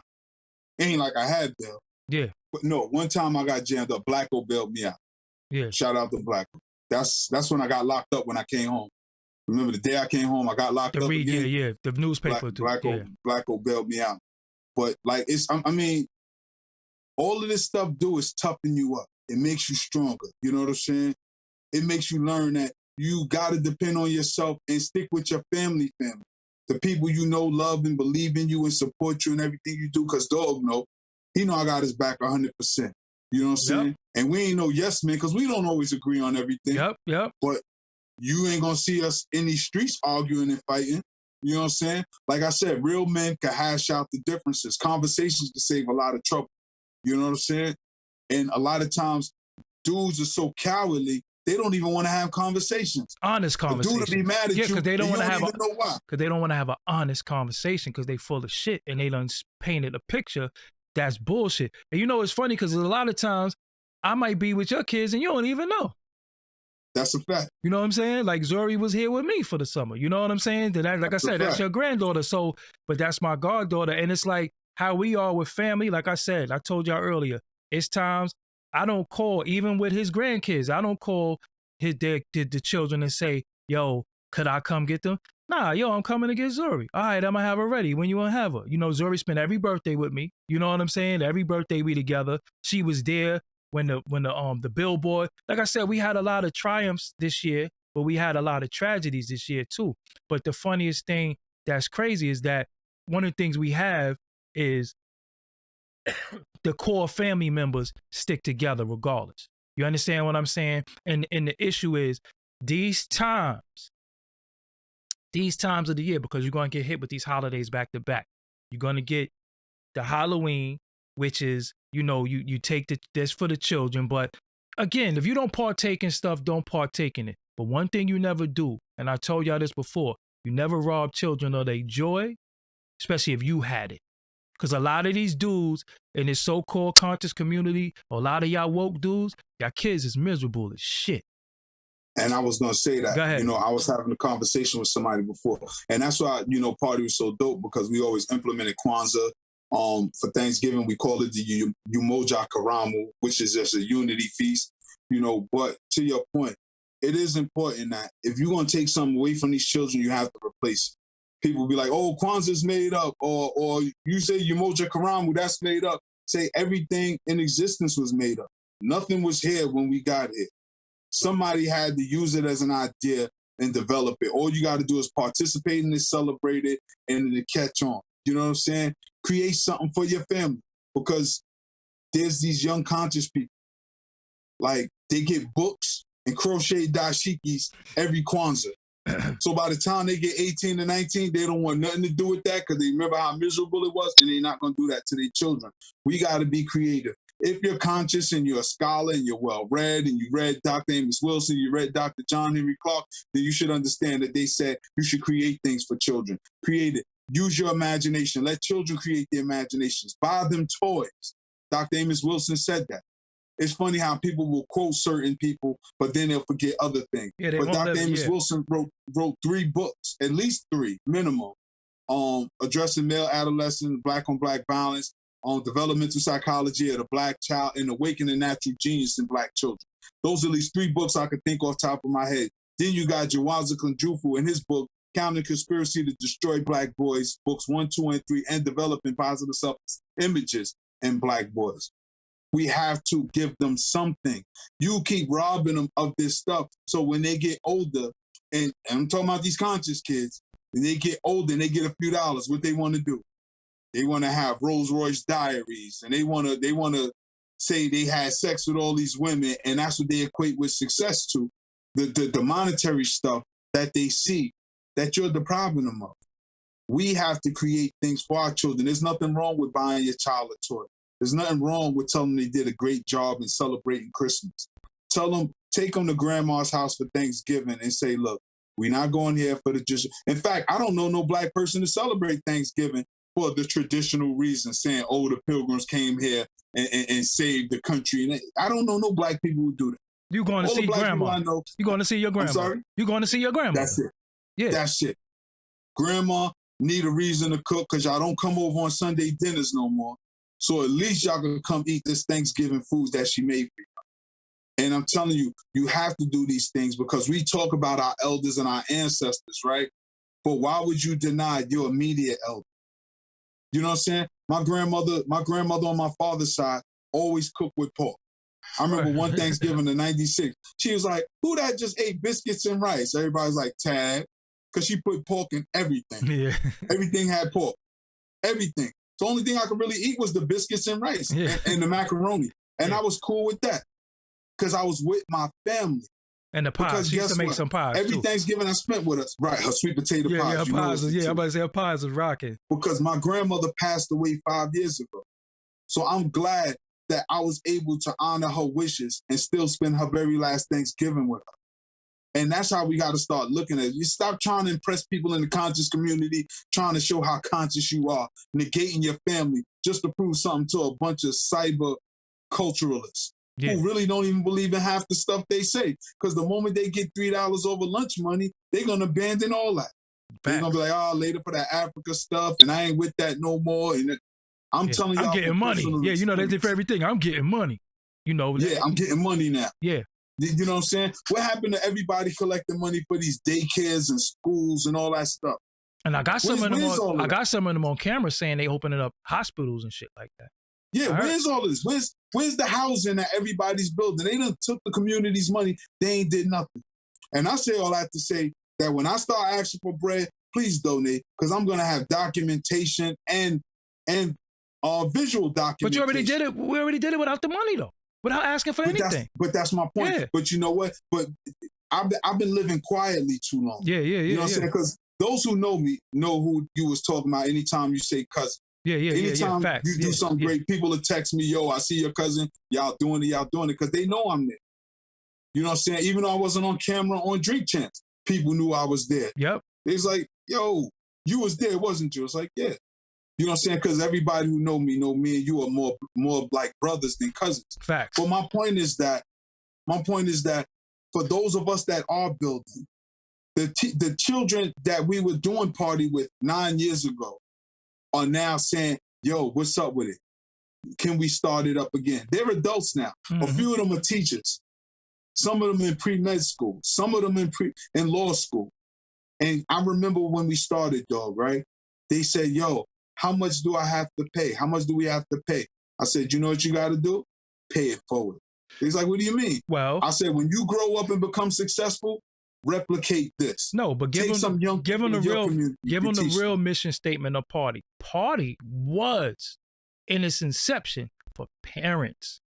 It was for the parents. That's why it's named Parents Actively Reclaiming Their Youth. It was for the parents to come because a lot of see, this is what we don't pay attention to. When these little kids is wilding out in the hood, that's your kids. Yep. So what did you teach? So you could front all you want and act like you don't know who wilding. You know your son is in the room smoking weed. You know your son is in the room busting ass. You know your daughter is giving up action. You know all that. You know what I'm saying? So said, yo, let's start an organization so the parents could get together and figure out how and good ways to deal with these children. Because remember you said, yo, at-risk kid. I said all kids are at risk because it's not the bad kids. It's not always the bad kids, but the bad kids make the good kid at risk because he acted damn fool. You understand what I'm saying? So we started the thing for the adults. The adults came once. They came twice. Because remember, the meetings was originally in the barbershop. Yep. You know what I'm saying? And Aqua. Yeah, and that's fun. Is it Aqua? I would say, I sent out 100. I invited at least maybe 75 to 100 people. Like, yo, let's get together, put our brains together, see what we can do for our children. Because I see people always complain about the kids on social media. Out of all of them people, about 10 came. Out of 10 people, 4 or 5 stayed. Me, Doggie, Sister Tam, shout out to her, Sister Waukesha, Brother Mike Jones. And he ain't even had no children. And Mike ain't even got no kids. And neither do I. We was just coming for the kids. Word, for the kids. You think when we went to Drink Champs, Mike pulled up. Yep. Because Mad Dudes was invited. Mm-hmm. You know what I'm saying? You trying to show love to a lot of people, but it's okay because the beauty of it is everything that's lined up. I mean, the way the universe works, it has to shake the dead weight. It has to shake the dead weight. A lot of people hop out the car before we even get to the destination. And then we get there. You know, I give them, you know, my rocket ship analogy. You know, that's like the greatest analogy ever, But man. that's why I look at every successful person, right? You even take a Jay-Z. You got all of these people that talked about when they started with him, how they hate on him.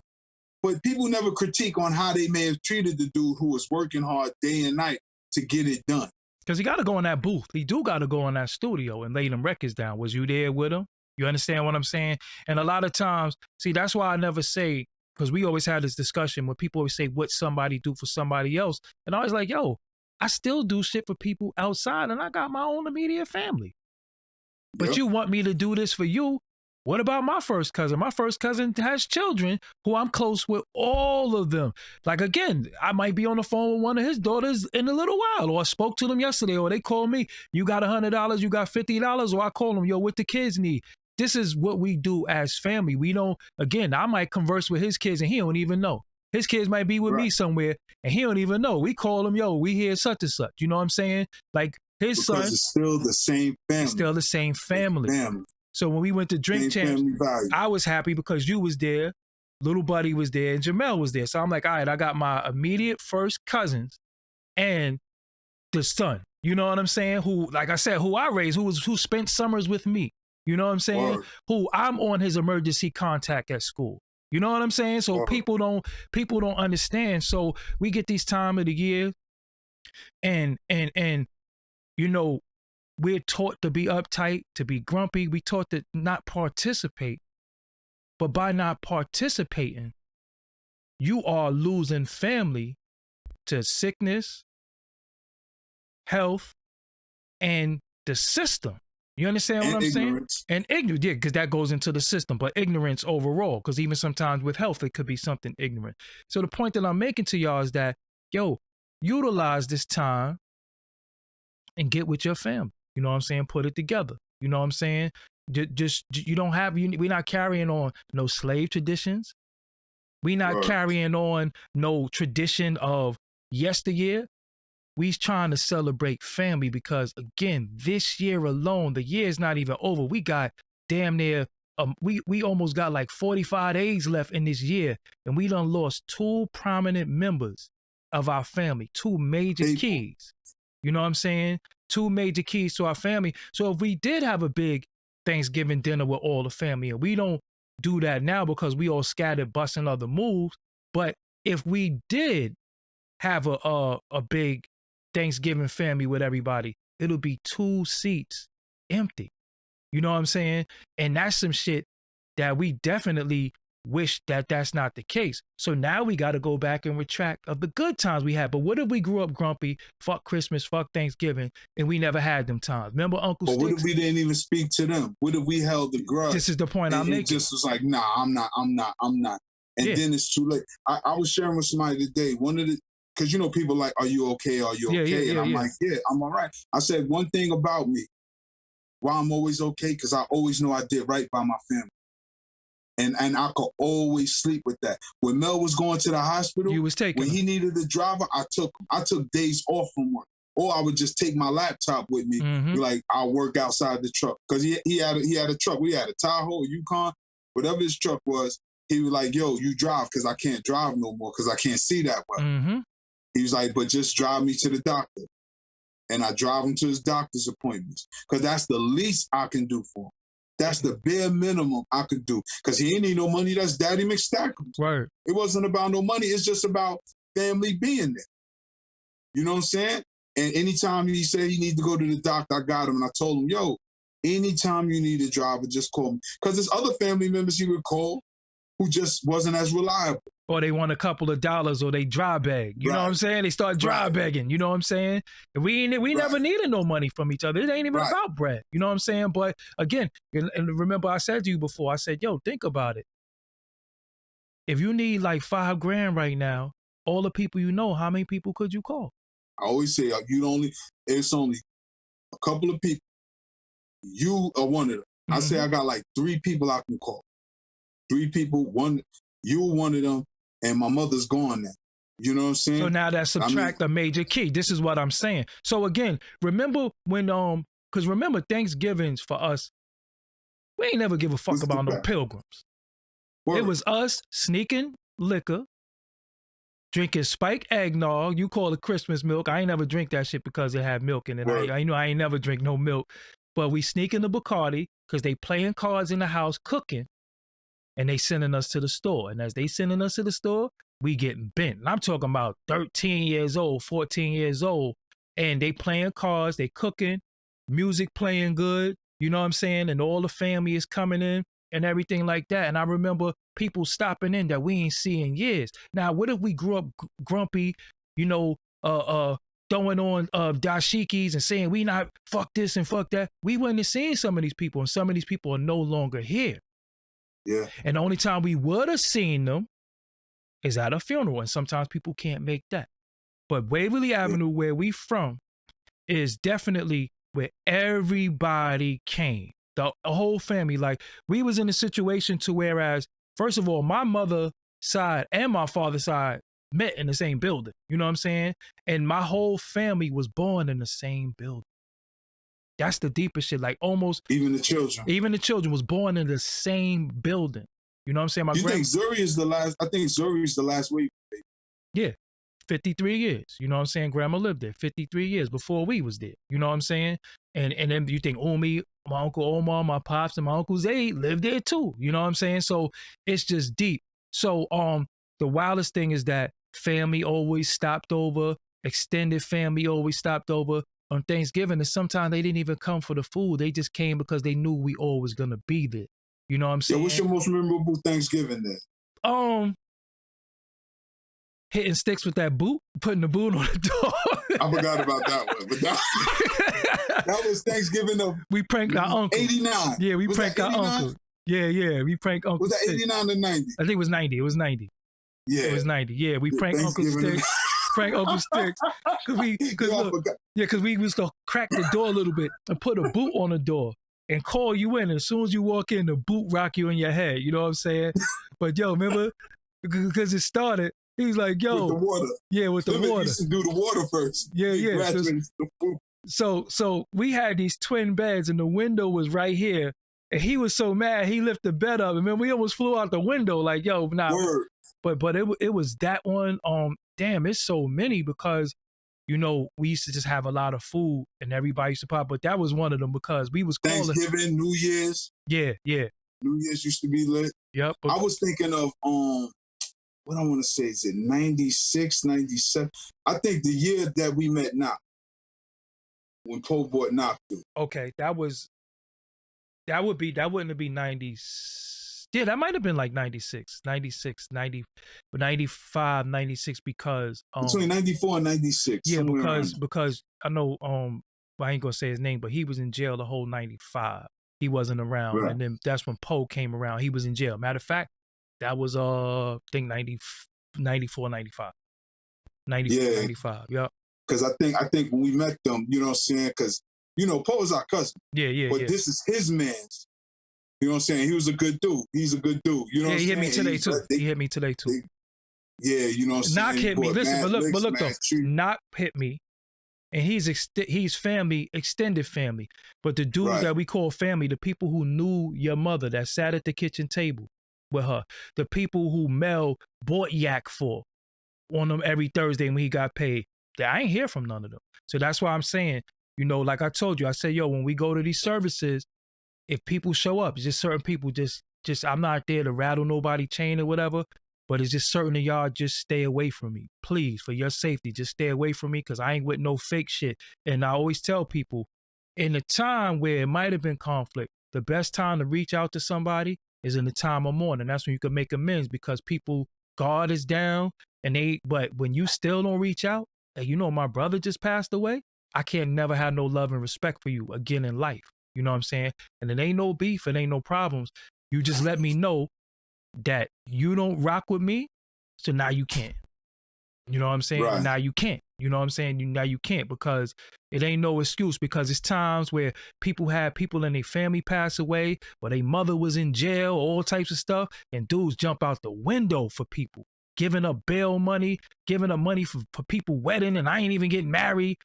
The list goes on. Or 40 dudes being in my crib every day recording music for free for years. I told them about that.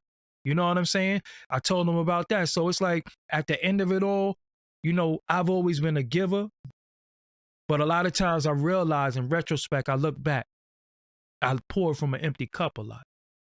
You know what I'm saying? But my thing is to always see everybody smile, and already a lot of people be happy, even if I'm sad. You know what I'm saying? And nobody give a fuck if you sad or not, as long as they could get what they could get. You know what I'm saying? So now, again, that's why I said, yo, I'm coming on camera. I got a fucking beard, you know, that I was growing, you know what I'm saying? But people don't know that I got a beard. I'm not wearing no hat. I just, you know, my brother passing is kind of like a rebirth for me, because he used to just always say, man, damn, you know, this is, you know, and me and Mel used to have deep conversations, you know what I'm saying? Because our conversations was always no holds barred. You know what I'm saying? That was the dope thing about him. Like, we ain't hold no punches with each other. You know what I'm saying? And he used to say to me, he's like, yo, you like the older brother now, you know what I'm saying? Because you know mad shit, you know what I'm saying? He's like, yo, I just be learning from you, you know? And then I'm like, nah, because I learned a lot from you. I might have experienced a little bit more to you because I'm more traveled. But the first time I was on a plane was with Mel. You know what I'm saying? That's when he so-called was moving to South Carolina, and we stayed there for the summer. And he's like, yo, we out of here. I'm like, we what? Yo, we leaving. I'm like, how we leaving? Getting the train? Nah, we getting on the plane. We got to get out of here now. I was like, oh, I'm going home. So, you know, just building with him a lot, you know what I'm saying? I used to just tell him like a lot of shit, like, yo, man, this shit is deep. And we in a situation where a lot of people don't want to see you happy. A lot of, you know, because even when I stopped drinking, that circle gets small when you don't drink or smoke. You understand what I'm saying? And it's like, even with him, when he stopped drinking and smoking, and I used to always tell him, when he used to say to me, yo, I'm sick. I got sick. I said, yo, you not sick, bro. You have an ailment that millions of people live with. When you say you sick, you sick. You're going to definitely take on that persona of a sick person. You ain't sick. You're just dealing with ailments that millions of people live with. A lot of people diabetic. A lot of people pressure ain't right, but they out here getting to it every day, and you would never even know. And they gonna outlive some of the people that don't have them problems. You know what I'm saying? Because they get it treated and they do what they need to do. My brother used to always call me all the time. What do I eat? What do I eat? Yo, you got to eat this. You got to eat this. Because again, between me and you, I think we lost probably 300. Because what you lost altogether? You lost a buck, right? Yeah, you know what? Yeah, a buck. And I lost one. Yeah, a buck. You lost a buck, and I lost $120. You know what I'm saying? Because at my lowest, I was 179. Matter of fact, when we went to Virginia for grandma's birthday, I was 179. You know what I'm saying? Yeah. And then I was like, nah, I was a little too light in the ass. You know what I'm saying? So this default picture that you see, this thumbnail is myself. Who's next to me? Soup or Mel? Mel? Mel. My brother who passed away. Then it's Soup, you? It's Soup or you? Let me look. Me, I think Soup is behind me. I'm at the end. And that's my grandmother in the middle. You know what I'm saying? And we used all the men, well, most of the men that was always around her was right there in that picture. You know what I'm saying? So again, you know, with these times, you know, a lot of y'all lost your mother too. A lot of y'all might have lost your father, might not even known your father ever, might not even known your mother ever, might have been raised by your grandparents, aunt, or a loved one.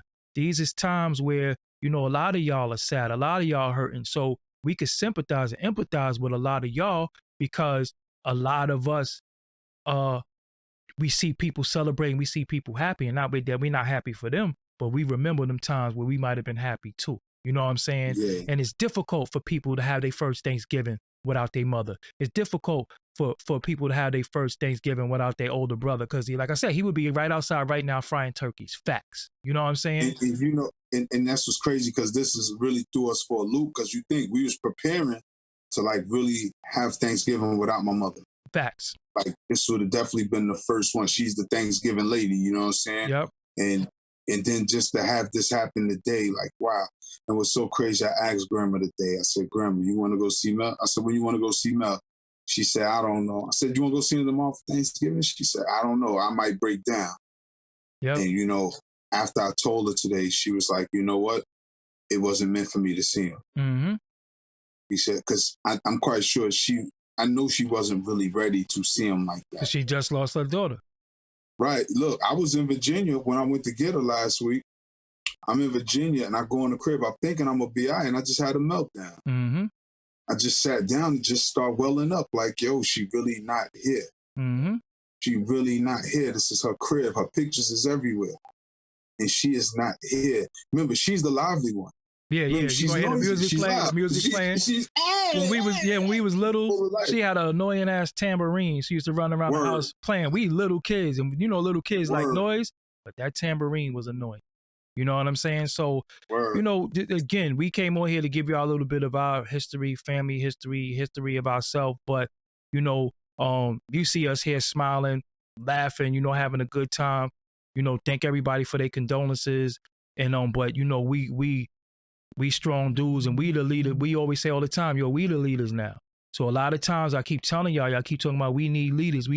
Like he told you earlier. I already told y'all, we didn't even have this conversation. When you see somebody or when you see something that you think need to be done, you do it.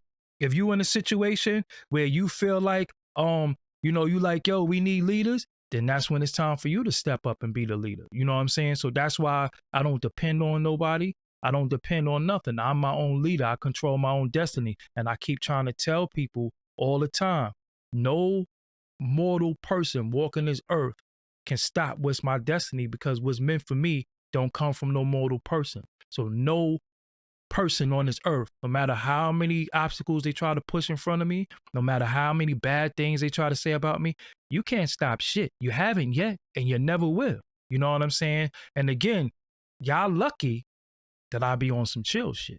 I'm just telling y'all lucky y'all lucky I be on some chill shit, because I be on some chill shit because, again, I know a lot of y'all not really built for what you act like you built for. You know what I'm saying? Because it gets serious. I got a sidebar with you when we get off of here too, because somebody who put out there that they pulled a joint out on me before, you know who I'm talking about, got caught lacking last night at a spot. And if it was like that, it could have been like that. You know, so somebody called me like, yo, your man. But I told y'all before, when I was on Tahaka channel, I said a lot of people who run their mouth, people always call me, yo, such and such here right now. What you want me to do? That's what I'm saying. Leave them alone. I tell anybody, man, you save a lot of lives, and you be saving, which is a good thing. But sometimes some people just got to get examples made. Yo. You know, some of these niggas just gotta die. You know what I'm saying? Because, I mean, like I said, you know, I spent, in fact, that Thanksgiving, my mother came to see me. I remember I cried that day because some dude, I ain't even know him, but he died that morning. And I thought about his mother, because his mother used to always visit him. And Duke died that morning. And I ain't know him, but I'm like, damn, like, imagine you a mother, because I feel for mothers too. You know what I'm saying? Yeah, exactly. Like, you get a call, bad enough your son locked up for the holidays, but then you get a call that your son died incarcerated on the holidays. You know what I'm saying? So it's real important that we really start analyzing and critiquing what we asking for, because a lot of times people be barking up the wrong trees and don't know who they playing with. And you shaking these leaves, and there's rocks in these leaves, man. This is some hard fruit in these leaves. You barking up the wrong tree, and when that tree gets shaken, woo. Yeah, the tree might fall on you. Yep. You know what I'm saying? And the thing is, like, a lot of this could be avoided, particularly for our folks, our community, Black folks. You know what I'm saying? A lot of, because as we look at crime in our community, we look at the violence in our community. I mean, it's robbing so many families. It's robbing the victim and the perpetrator. Yep. Because the mothers are not asking for this stuff. No mother wants her son to get killed. No mother wants her son to go to jail. So, you know, we always say prevention is better than the cure. If we can do something, if we can catch the young people while they're young and give them alternatives to violence, you know what I'm saying? Because some of us have just been raised like that, and it's unfortunate. Because once you raised a certain way, it's hard to go back another way, where violence is the only way you know how to resolve. I always tell them that. I said, yo, how I handle everything somebody was getting their ass whooped. So do you not know how difficult or how disciplined I have become to say, you know what? You're not even going to get beat up for the shit you said. But that was always the answer. We didn't raise our voice. We didn't argue with nobody. You got punched in your mouth off GP. You know what I'm saying? So again, I had to navigate and learn, okay, this is some computer stuff. That's why when I be in the chat room and people talk crazy, I just block them because I be like, yo, I ain't got no time to be dealing with no bullshit. You know, some dude just talking or just playing games. But let's end this because we almost at the 2-hour mark. Yeah, wow. And his podcast is the OG Wisdom Podcast, hosted by him and C Gutter. So when y'all see me saying I was producing the show, it's gonna be you think we should drop the first episode tomorrow? Yeah. What? Thanksgiving. Yeah, well, maybe next Monday or something like that. Just give them. Let's talk about it later on tonight. We talk about it later on, but it's an introductory episode out right now of the OG Wisdom Podcast. It's on all your favorite platforms, and that's Spotify, that's iTunes. You can go there and listen to it right now. It's just me doing an introduction, but y'all in for a treat. You know what I'm saying? And again, nothing is about glorifying the street life. It's all about talking about it and also dealing with solutions to it. And I always tell y'all, we would not have to deal with prison reform if we deal with prison prevention first. You know what I'm saying? So again, we solution-based here. Anything you want to say to close them out? Nah, man, I just want to thank y'all for tuning in. Thank everybody for their condolences and checking in on us. Thank you for everybody who's been riding with us, you know what I'm saying? Because you got some real day ones who's been supporting everything we've done. Facts. Those who do know about the school and the youth organization and things like that, you know. So we definitely salute y'all. Because remember, I told you it was a dude who tried to make a video talk about me and such, you know, this other dude don't do nothing for the community. And I said, you really misinformed. Oh, hold on. It definitely shout out to Blizz. You know what I'm saying? I always enjoy watching Blizz. Yeah. He's authentic Brooklyn, like just classic Brooklyn. He said the other video, dude got plucked out. I said, damn, I thought we only said, but then I keep forgetting. It's the Brooklyn lingo. The lingo. Brooklyn right there. He got plucked out. I said, damn, you know what it is. All right, so Tad, I'm going to close you out and I'm going to end the show. Yep, later on. I'll call you later. No doubt. Right, peace. Yep. All right, y'all. So y'all got to meet my first cousin. You know what I'm saying? That's my cousin Tad, who, you know, he's always around quietly somewhere, but he's not too far. Yeah, did I ever tell y'all the story of when I went to it was a DJ Khaled video shoot. And I ain't gonna front, I went there on some BS. That's the day I interviewed Rick Ross. And I remember going there and I was just, you know, straight up and down bullying interviews. I ain't gonna lie. I was bullying. And I gave the number.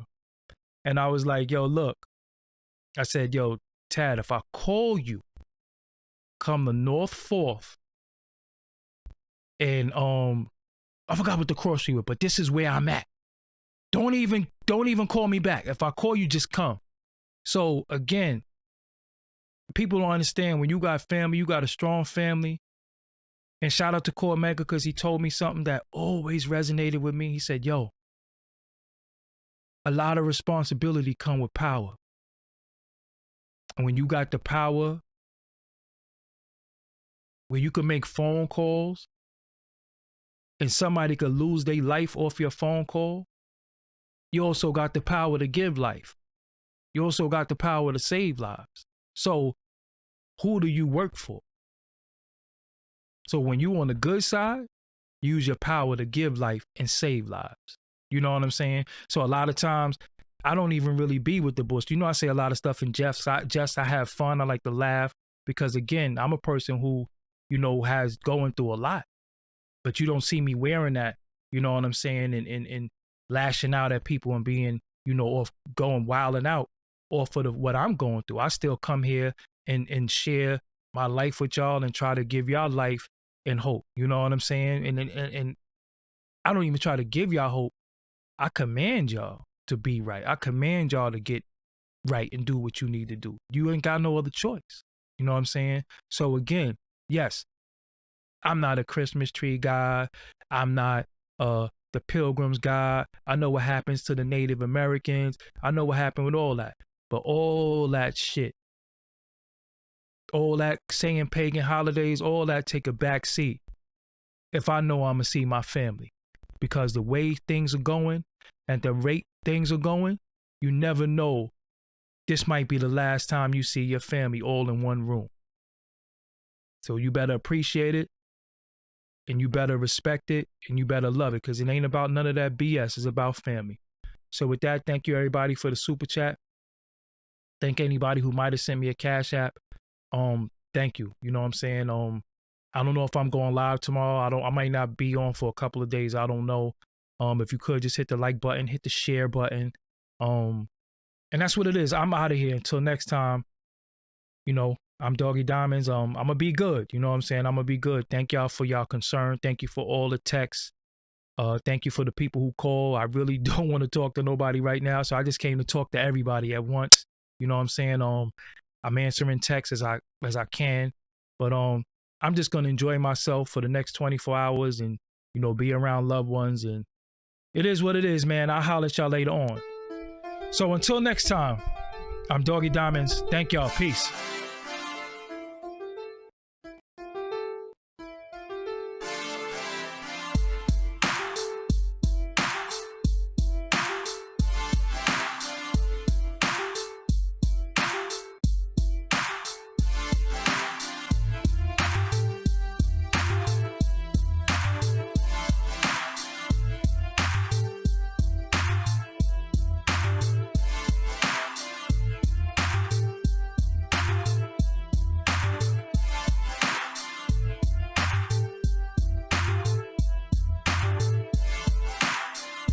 You are now watching Doggie Diamonds TV. Make sure you subscribe to this channel. Also, you want to hit the bell so you can get all notifications of when I'm going live or when I upload new content. And don't forget to like, share, and leave a comment on this channel. Peace.